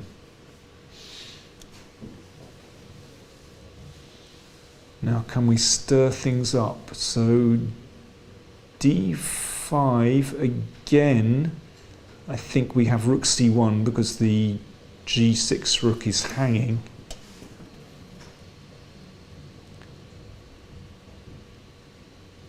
Do you see what I mean? Yeah, this is the threat. So what can white do if there's no rook f6 and the rook is problematic anyway? Yeah. It's a little bit tricky, but what's he doing? Okay, we have a move. Rook to. Wait, he hasn't moved Oh, the he's queen? played rook c1. Wait. Really? He's giving up his queen on f6? Wow, can he do this? So you take, okay, and then you take on b1. Oh, and how do you stop the b pawn? Well, queen d2. Yeah, and then rook f1 check. Check and promote. Okay, that's, Beautiful. well, He gave up the queen to then get this position, which is a piece of okay, you must have calculated this some time ago. I guess that's it. Let's just go back and look at the actual position. So rook c1. Oh, wait, no, not in this position. He gave the queen here. Rook c1 exclamation mark. The queen has been taken. Check. King f2. Rook takes b1. I believe this is our current position. Little crowd gathering there. Korobov, if he wins, and it looks like he's just a few moves away from a handshake. That could be it. Yeah, I don't see a defense now. Rook g6 we can simply protect with rook f1, or we can play rook f1, get a queen, and we can always play rook e7. Okay, this looks like a simple way to do it. They've reached the time control. That's not the issue. Okay.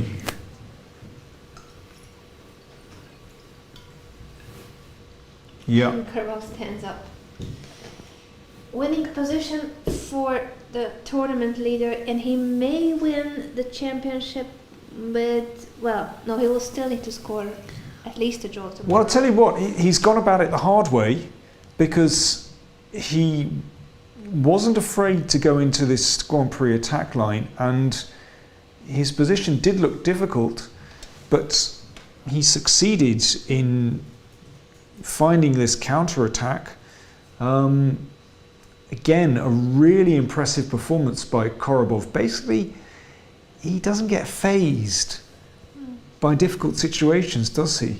Oh, he has been very impressive in this event. And we said it at the beginning, after the first few rounds. We had a question, which of the leaders you think will finish on the podium? And we said we could also just claim, okay, which player do you think will end up winning the tournament, or which of the top seeds had the best chance? Korobov has been the most impressive from the beginning. Every single game, he was very consistent, great technique, converting sometimes pawn-up endgames with opposite color bishops, other times very precise calculation like this one, giving up the queen. But he has been impressive in every single round. Yeah, it looks like game over here. Let's go to board 2 and look at that rook and pawn endgame. Can we leave the camera here just in case? Yes. So Durabaili against Kovalenko. Golly. Like I said, all 3 results are possible here. Whose turn is it, by the way? King f3 played. b4, the rook comes back. c5. I wonder if made a king move. King g3. To get out of the check. Rook So over. now if the rook moves wherever. Rook g6, rook e7. I don't see it should make any difference. Yeah, shouldn't really.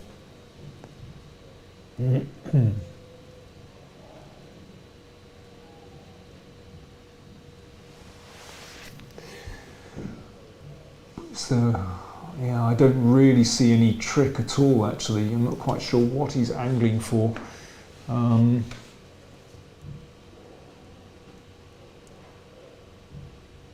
Rook c1 should do the job. There's queen g6. Rook c1, f1. Yeah.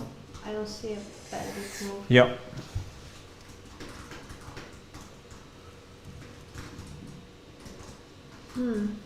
Well,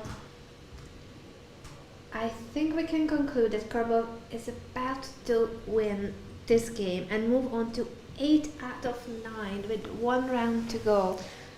I'd kind of like to see before we go on a break, I'd really like to see. If there will be a handshake, you think they will finish soon? Rook c1 played. Okay, let's see. Yeah, the rook is protected. That'll do. I mean, I think basically any rook move will do. And it's over! That is it!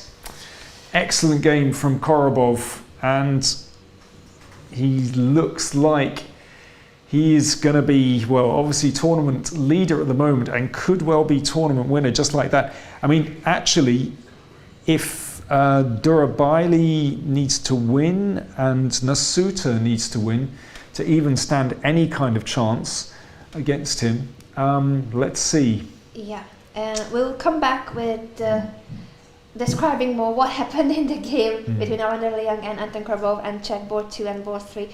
But we will go for a short break in case we can bring Mr. Korobov in the studio. So stay tuned. We may have the tournament winner with us after a puzzle by Lawrence.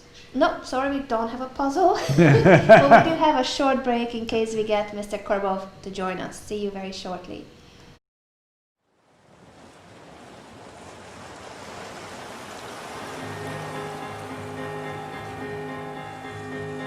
See the light of a new day dawning.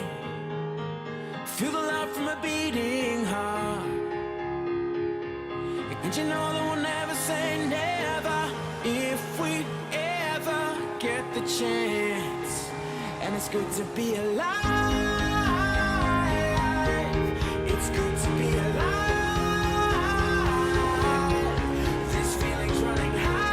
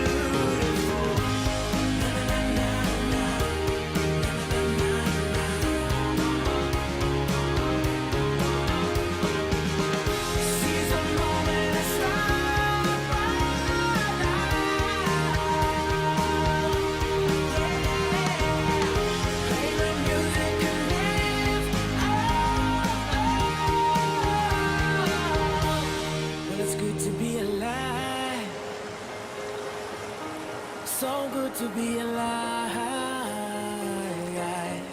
this feeling's running high. Oh, life is calling and the world is beautiful.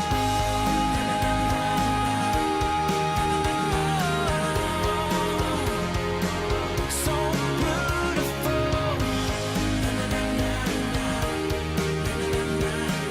Life is calling. Life is calling.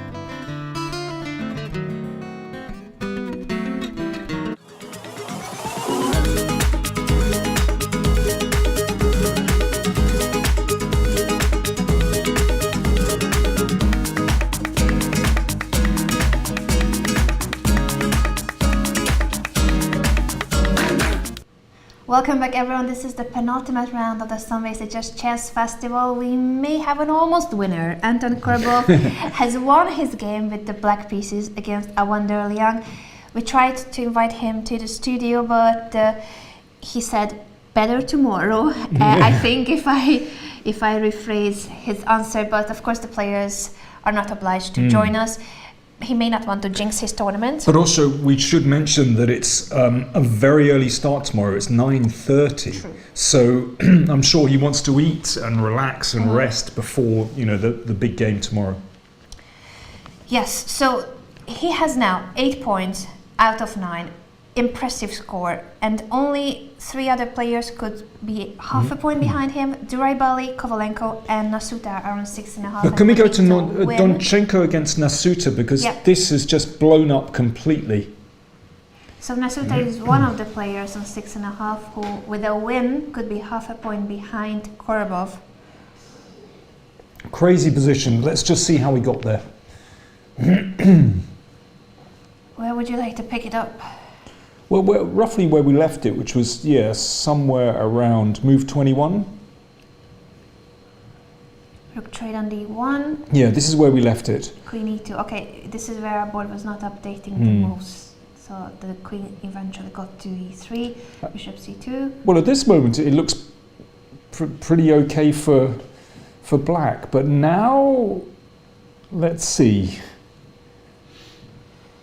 So an exchange up for white, but this pawn, this is what we're saying, that the pass pawn can compensate the black king.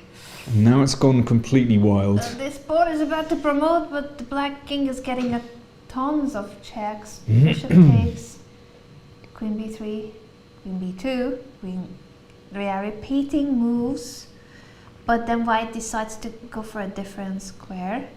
Yeah. Another check, king goes back. So black would be okay with a draw at this point.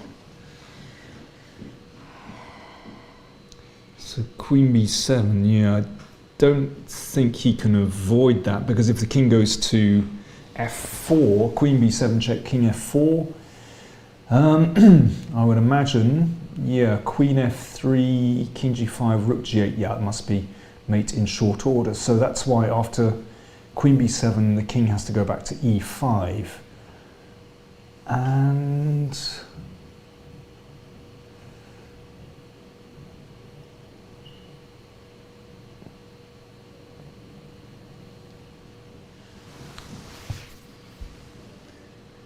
maybe there's simply no way out for either side because of the threat to queen the pawn. Yeah, it queens with back rank mate. So new queen and mate, that's difficult to handle. There's no way the white rook or queen could get back to c1 to block the pawn. And even if you could, there would be ways to attack it. So I don't think there will be a way for Donchenko to continue. Exciting stuff. Well, if this game ends in a draw, then that's good news from Korobov, because Nasuta won't be able to catch up. So we need to check out the game between Duraibali and Kovalenko. This rook hand game, and we were a bit puzzled at this stage after rook d8, knight c5. Duraibali went for the rook hand game and then started thinking it felt like instead of the trade he could have gone for a rook d5, rook a5. I like your plan here, Danny. Instead he went for this rook hand game, extra pawn, and then took on a4, but black has counterplay because of his passed pawns. Well, he might have calculated very deeply, because we've got some more moves and those pawns are steaming down the board. Let's see what's going on. Do we have any more moves there? I can see that the position on the board has gone a long way. Yeah, I think we'll need to, I don't know if we can I try to reconstruct b5. Take on f2. Okay, b6. f4. And now we can reach and rook b8. that position. Okay, this is where they are. Wow. So if white wants, and well, let's say easy, like white can play rook takes e5 and then rook takes b7.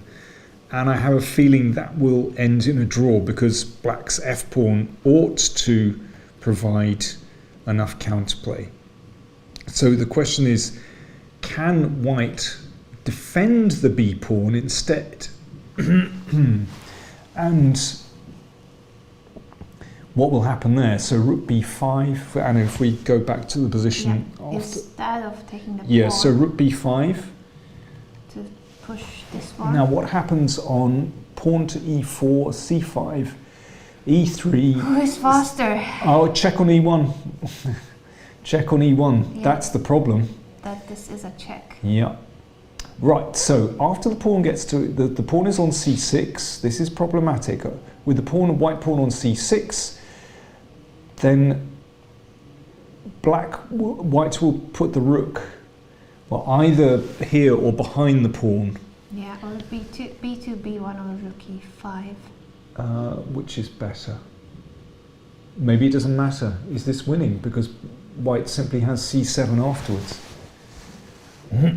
So this might be a bit of brilliant calculation. We're about to find out. Is it possible he saw all this when he took, but then it's strange that he started thinking afterwards? Yeah, but rook e5 looks convincing to me. To rook b5 and push the pawn to c6, then rook back. And rook e5 here, you mean? Yeah, rook e5 here. Yeah. Well, if he's worked all this out, then this is really, really impressive.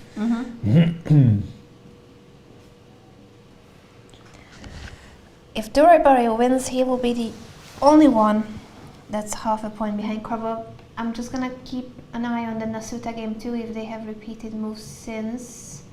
Donchenko is still thinking.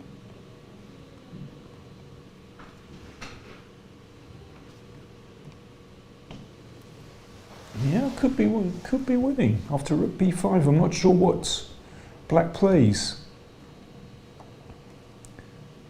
See, because all white needs to do is join up the pawns with the pawn on c6, and those two pawns will beat the rook. Oh, we flash back to this one. No more moves. I think not, but I may need the help of... oh no, just when I said that I may need help, the list has come back. I was worried I lost connection to the games. This is the Donchenko game, still no new moves. Unless there's something very strange with f3 and then a white check on b3. I don't believe it. Nasuta is down to 2 minutes. Donchenko 22, but it does. No, they've reached move 40. I don't think the clock is updated. Okay. You think it's not updated? Yeah, okay. I think because he's about to get an extra half an hour, Sure. isn't he? Well, then not even the time factor. Yeah. This is worth checking. So f3, king e3. I think the king will escape.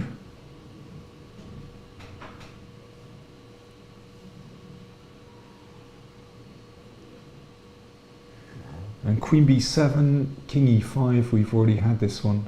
Unless, can the black king escape? No, because king e6 will always be met by queen b3, preventing the king from retreating. So, thinking that should be a draw, and Durabali will win, which means he's only half a point behind Korobov.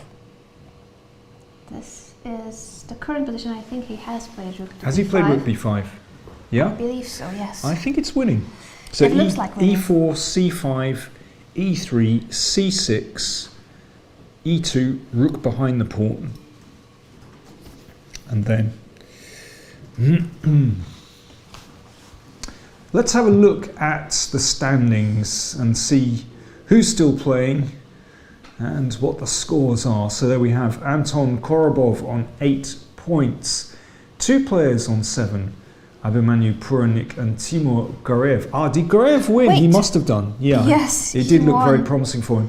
And then you can see that 2 players there, Igor Kovalenko and Vasiv Durabaili, on 6.5, but we're expecting Durabaili to win, which will catapult him into second place on 7.5. So many of the other players have finished their games, so Yeah. those on 6.5. Well, that means Nihal Sarin, for instance, has beaten Dennis Wagner. Perhaps could we have a very quick look at that game actually, because it did look very complex. Sure. It was a draw. It's a draw. It's a draw, was it? Oh, he's got 6.5. Sorry, Yep. I miscalculated. Okay. It's still that. It was a draw. And oh yes, this position with the funny knight on h8. Let's see. This was the final position. Well, a lot of progress for black since the knight. Let's take just zip through them. Yeah, that's what I'm trying to do here. So we have seen roughly that position with the knight on h8. It managed to get out of the corner. Okay, this one was a bit tight. A really close position and runner for the draw of the bishop h6. Fair enough. Yep, that's a very close position. So there were a few players on 6 that could possibly bounce up to 7 points. Going further down. Yeah, Hyman has won his game against Jaime No, Santos. no, that boring game. We missed all the action, Nana. We missed it all. It was so boring. Let's have a look. Come on. It was, oh my. Way back. They played like 40 moves since we lost the Yeah, day. yes. Okay, go on. Somewhere here. Yeah, white is better, but we thought it's a slight advantage. Opposite colored bishops. Lots of moves later. A lot of moves later. 46, move 46. Move 46, our producer is helping us to clear out. Oh, that was the boom moment. Boom! Because if he had played, wait a second, so takes, and if he takes... Rook g3 check or queen h6, which one? No. No, oh, rook Neither. e3. Rook e3, so slimy. Oh, that's check. But Yeah, but that's out of G3 check. Well, queen, Oh, hang on. Queen d6. Oh yeah, it's not over. So. No, rook g3 check. That's beautiful. Rook g3 check. Oh, that's why bishops. Okay, now I'm getting it. Because I was just looking at these positions and whether I can get the bishop back, but it's not.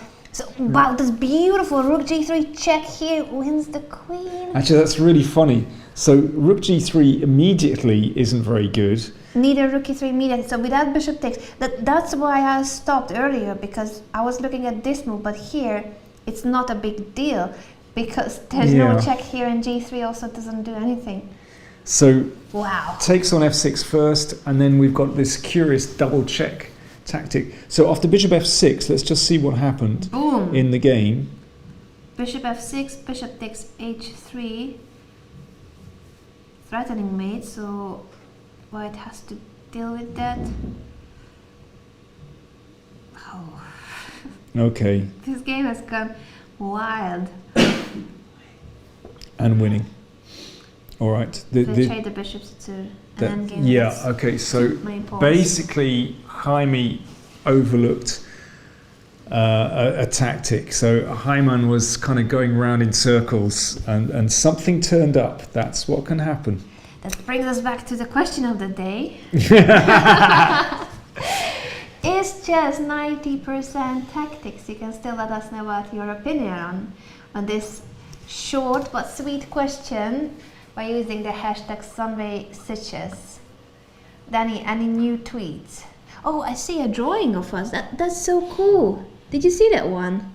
Aw, Very thank nice. you so much. I love that. I love that. I don't know cartoon. who does the cartoons. Guadalupe. I often see these cartoons on Chess.24. Ah, okay. Very good. I'll need to retweet it. Like, you guys can't see it, but I'm looking at the screen of Danny, and it's a very cool one. Nice. Maybe that should be my tweet tomorrow. So, the situation is that some of the players on 6 points have won their games, including Andreas Heimann. Abhimanyu Puranik has beaten S.L. Narayanan. Who else won with 6 points? Timur Gariev has won his game. We do have to. Oh, there it is. This is what I was talking about. Very cute.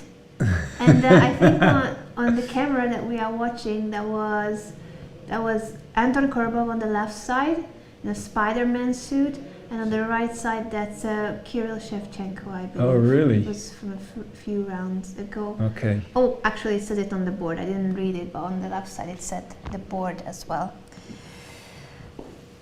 Very cute. Now, about the standings. Yes. Do we have? Yeah, we have all those updated, don't we? So there are a few players on 7 points. Puranik, Heimann, Gariev. I may be missing some more names. Who else has won? Let's see. Okay, they are the 3 players at the moment on 7 points, as some of the other games are still in play. I can see that further down, Makhsoodlu won his game against Chinese player Chen, and Svana against Gukesh is still in action, with Svana pressing. Shall we take a look at that one? Yeah, let's have a look. It's Rook, Knight and 3 against Rook, Bishop and 2. This is very tough for the Indian. Board 11, isn't it? Yeah. I'm afraid this is pretty unpleasant to defend. Rook and Knight just generally on the same side of the board work pretty well. You know, we can't call this an automatic draw at all, even though White has only a pawn advantage. I would even say White has excellent winning chances here, because White can just ease forward. You can kind of reset the position and keep going. Very tricky to defend. The bird's eye view on this board. Gukesh, one of the youngest grandmasters in history. He's number 3 on the overall list, after Sergei, right behind Sergei Karyakin. And Yaroslav Sindarai. I keep confusing Sindarai or Gukesh. No, Gukesh is number 2. Sorry, Gukesh is number 2, and Sindarai is number 3. There's about 2.5 months difference between when they completed their GM norms. So here, who's to move? It's black to move. I mean, in a way, it doesn't matter. I would be looking at redeploying. Well, yeah, redeploying the rook. Maybe I'd like to push the bishop from d5. Is that possible? Well, maybe after rook b5, then rook d3 keeps black pressure on f3. No, it's not so simple to make progress, but I think it's possible. I wonder how the rook and pawn endgame is actually. So, for example, if we checked on e6, I mean, black doesn't have to take, but I'm just curious as to how that would be. So, a move for black. Okay, rook d3, yeah. Probably shouldn't take there, but anyway, I'm just curious to see how we'd assess that. That's also actually pretty good chances for White. But there's no need to risk that. And the reason I say that is that, you know, there are a couple of pawn breaks, maybe h5 to create a passed g-pawn, but sometimes you could play the pawn up to f5 to exchange off and recapture with a rook. Yes, I know the king's in check, but just in general. So not easy. Even that one isn't definitely a draw. Yeah, rook b5 played. I imagine he'll respond with rook d3.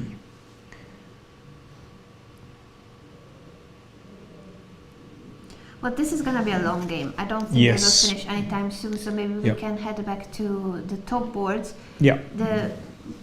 The key games are on board 2 and board 3. The question is whether there will be anyone half a point behind Korobov, or will he have a full point advantage going into the final round tomorrow morning. Duribali on his way to win this endgame, we think. Rook b5, f3. So we keep going. c5 and c6. I don't think it makes any odds. c5, king over, c6, f2, and the rook just comes back to b1. And maybe, I don't know if it's more accurate to play a check first. I don't think it makes any difference. Rook b1, very simply. Followed by c7. You've got a c7, then rook takes. I have to move the rook over first. I'm thinking out loud again. We could check first. I don't think it makes any difference though. Rook b2 check might be the most accurate in that position, because actually black's king doesn't have a good square to go to. Yeah. So now rook b1. They'll need to come back.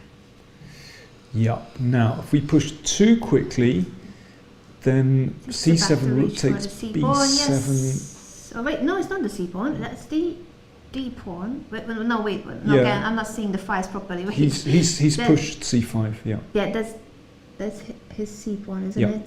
he's pushed. So it's a rook on b5. I thought we are a file away. He doesn't have a d pawn. I'm already just imagining things. I'm seeing ghosts. So c5 played. c5. And now, just to repeat, if king e2, c6, f2, rook check, king, yeah. Has to be winning. Rook b2. Because the pawn push c6 frees the white rook. Okay, so king e3, rook back to b1.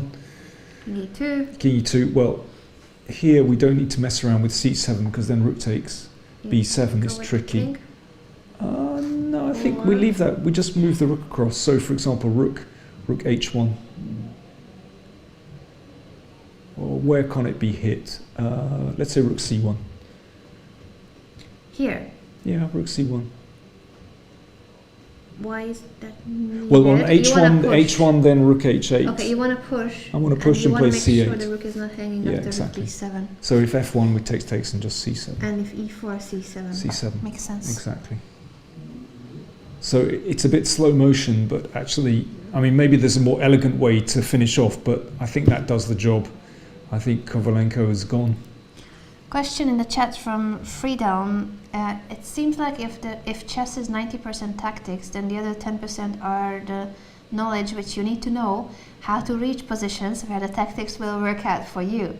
Is there more? Please let me know. Danny, over to you. What did I say? 59.1. Listen, it all depends on the position. There are some positions where one needs to simply calculate. That's tactics. So this endgame, this rook and pawn endgame, this is tactics. You have to calculate. This is 100% tactics, basically. But there are other positions beforehand where we're looking at, should we place the rook on the open file? Does the bishop stand well? And so on. But here, this is pure tactics. So it's kind of absurd to put a percentage on the amount of tactics during a game. In some positions, it's 100%. In others, you don't need to at all. Now, if you want to work out a precise percentage, you'll find in some games there might be maybe 5 or 6 moves that you play that rely on just calculation, and you might find that the other 30 moves you can play more from feeling. I mean, there is a tendency, I think, among some players to over-calculate. Whereas, most of the top players just have a good feeling. I will try to catch up with the moves in the meantime. Yeah. So Kovalenko has made sure that his e-pawn can still run here, which is slightly tricky. And Duribali has made a hand gesture. So Felt like should be rook b1. Felt like as if he had missed something, or maybe it's. Yeah, rook b1, and now, okay, he's pushing the e-pawn. Now, in this case, Let me see. Because again, if c7, then rook takes b7, rook takes rook, queen, and then queen on the back rank, and then there's queen c1 check, so we don't want that. Short.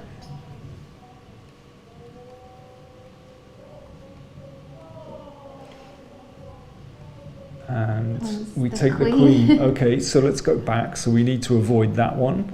So in the other variation, I was simply moving the rook so that we could play c7. Now, if we move the rook here, then e3. So I'm wondering whether we have to play first. Could we try king d4 first? Is that good? So you're going king d4. Let me just try this. And now king f3 will be necessary.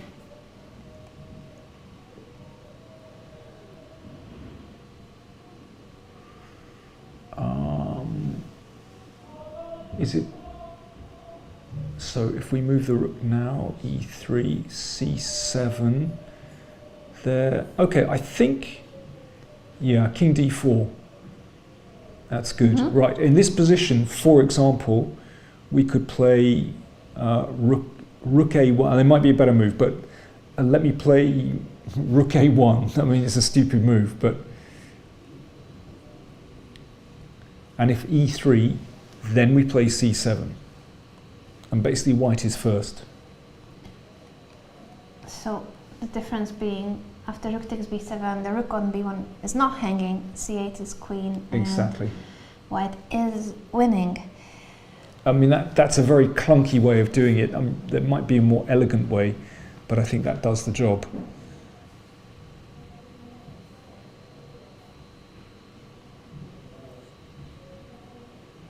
So there we go.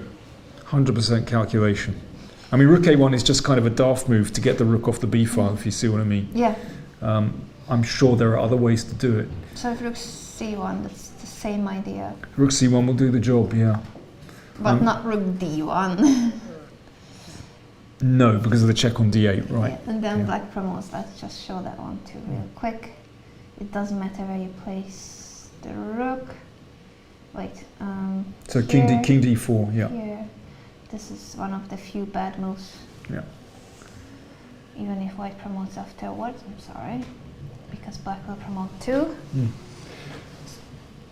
Okay, I mean, rook c1, rook a1. I played rook a1 for emphasis, just to show that, just to put the rook out of the way. But yeah, rook c1 as well. So rook c1, don't think checking on d8 will make any difference. I think he'll go rook c1. Let's say rook c1, so rook d8, king, okay, we'll go king c5, e3, c7, and white gets there first. Mm-hmm. There we go. I think it's gone. That's on the board. So yeah, he's working out the best square. I don't think checking on b3. I don't think it particularly helps.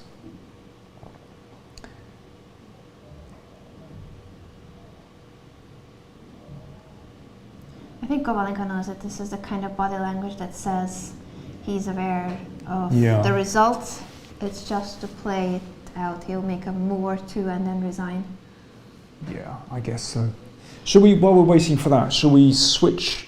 Okay, Donchenko. Oh, wow. Wait a wow, second, wow, he wow. wasn't repeating. He didn't gave repeat. a check. So, Donchenko had the option of going for a perpetual repetition of moves, basically. It was queen b8, queen b7, queen b8, queen b7. Nasuta was willing to go for the 3-4 repetition. He didn't really have a way to get out of it anyway. But Donchenko doesn't want the draw. He plays f4 check, and after king takes, queen f3 check. So the king goes back. Yeah, if it goes the other way, then I imagine rook g8 is just Has to be. Is the end of the game. That's Has to be the end of the story. Yeah. And after queen h3 Yeah. mate. So king e5.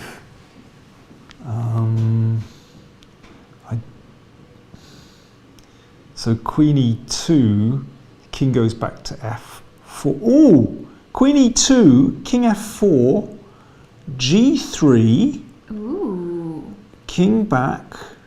but now the queen doesn't And then have the h5. King h6. And is the king safe? Only one sensible check, queen d2. Oh, but then I attack your rook and I'm still threatening this. Yeah. So This is how we can lose the game for so white. it looks like a draw. I think it's still a draw, isn't it? But wait, does he have anything else? Maybe still the same, you're right. He'll need to repeat. Hmm. I mean, he can go and block the pawn, but that's still... So queen f1, does that... Let's have a look. I mean, I guess I can come this way. No, maybe this is safer. Well, king g5 might just be winning. So queen c1 and then king g6. And now rook d2. Ah, rook d2. Just in time because black was threatening bishop b2. Yeah. Okay, so in that case, we better go with the king the other way. Does that change? Well, it's not a check, you're right.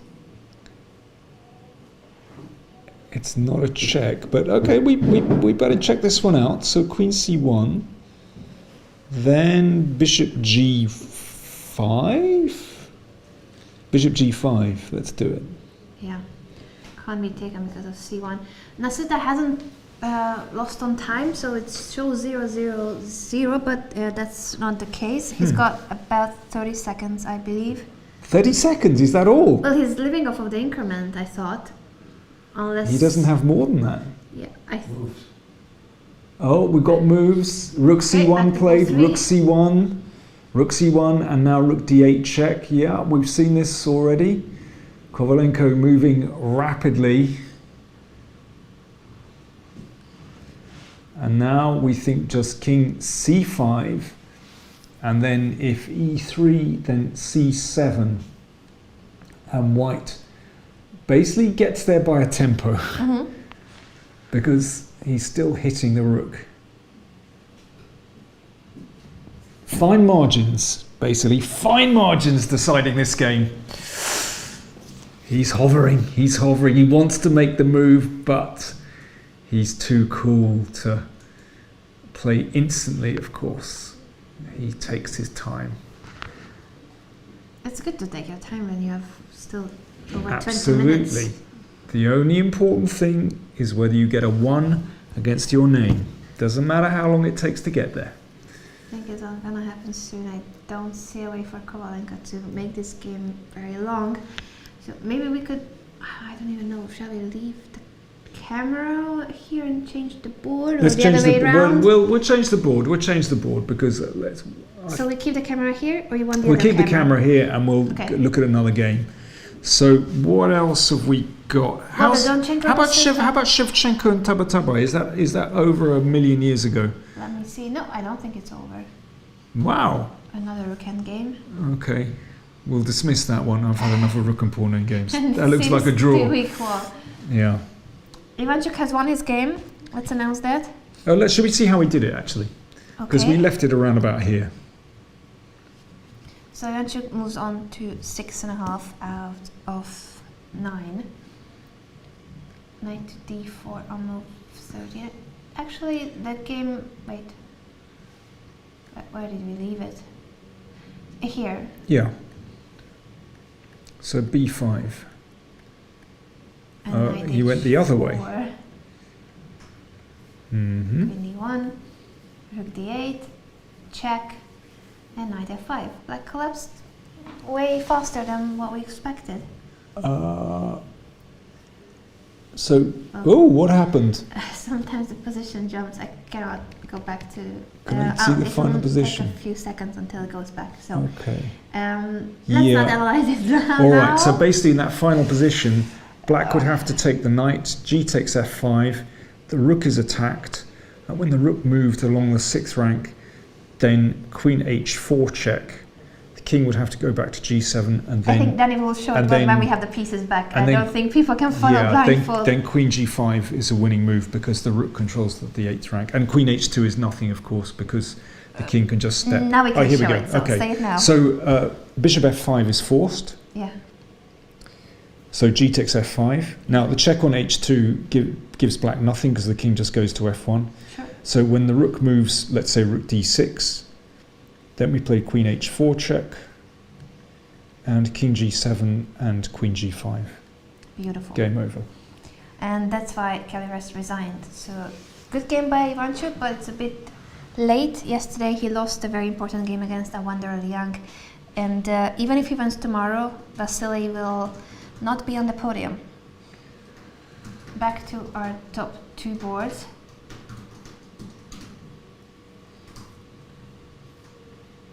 Ah, yes. Rook f6 is made. Producer Peter is pointing out. Yeah. He's on fire as usual. Now, board 2 and board 3, these are the critical ones. It shows I'm such a materialist. I would have just taken them. King c5. Is this the current position Kovalenko thinking? Listen, let's move on. Lost. We know it's lost. We know it's lost. He Yeah. knows it's lost. Durabaili knows it's lost. Will he resign though? Shall we leave the camera there? Yeah, we'll leave the camera. We like to see the handshake. We like to see. They're going to say we like to see the suffering. We like to see the suffering. Exactly. Bunch of vultures. Yeah, we're vultures. We're vultures, definitely. Okay, moving on. How's Arjun Erigassai against Okay, wait a second. Murali? Wait, Sorry. because we did see this f4 pawn sacrifice, king takes, queen f3, king e5. Do we have new moves in the Donchenko game? I can't seem to get more updates. We'd have to check out their board. We'd have to leave. The camera, the vulture camera. We have to leave the vulture camera, exactly. For a moment. I think we'll need to come back. Oh, we're bad.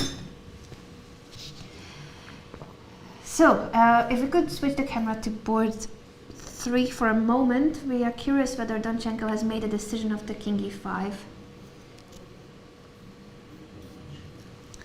Well, I mean, just queen e2. I think it should be a draw, basically. The king is... No, he's Wait. still...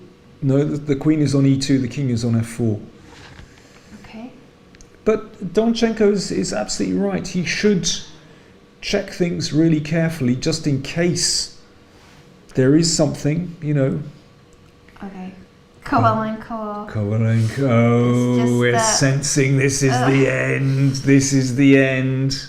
Yeah, it's more about accepting the situation. It's about acceptance, yeah, exactly. It's like the what is it, the 5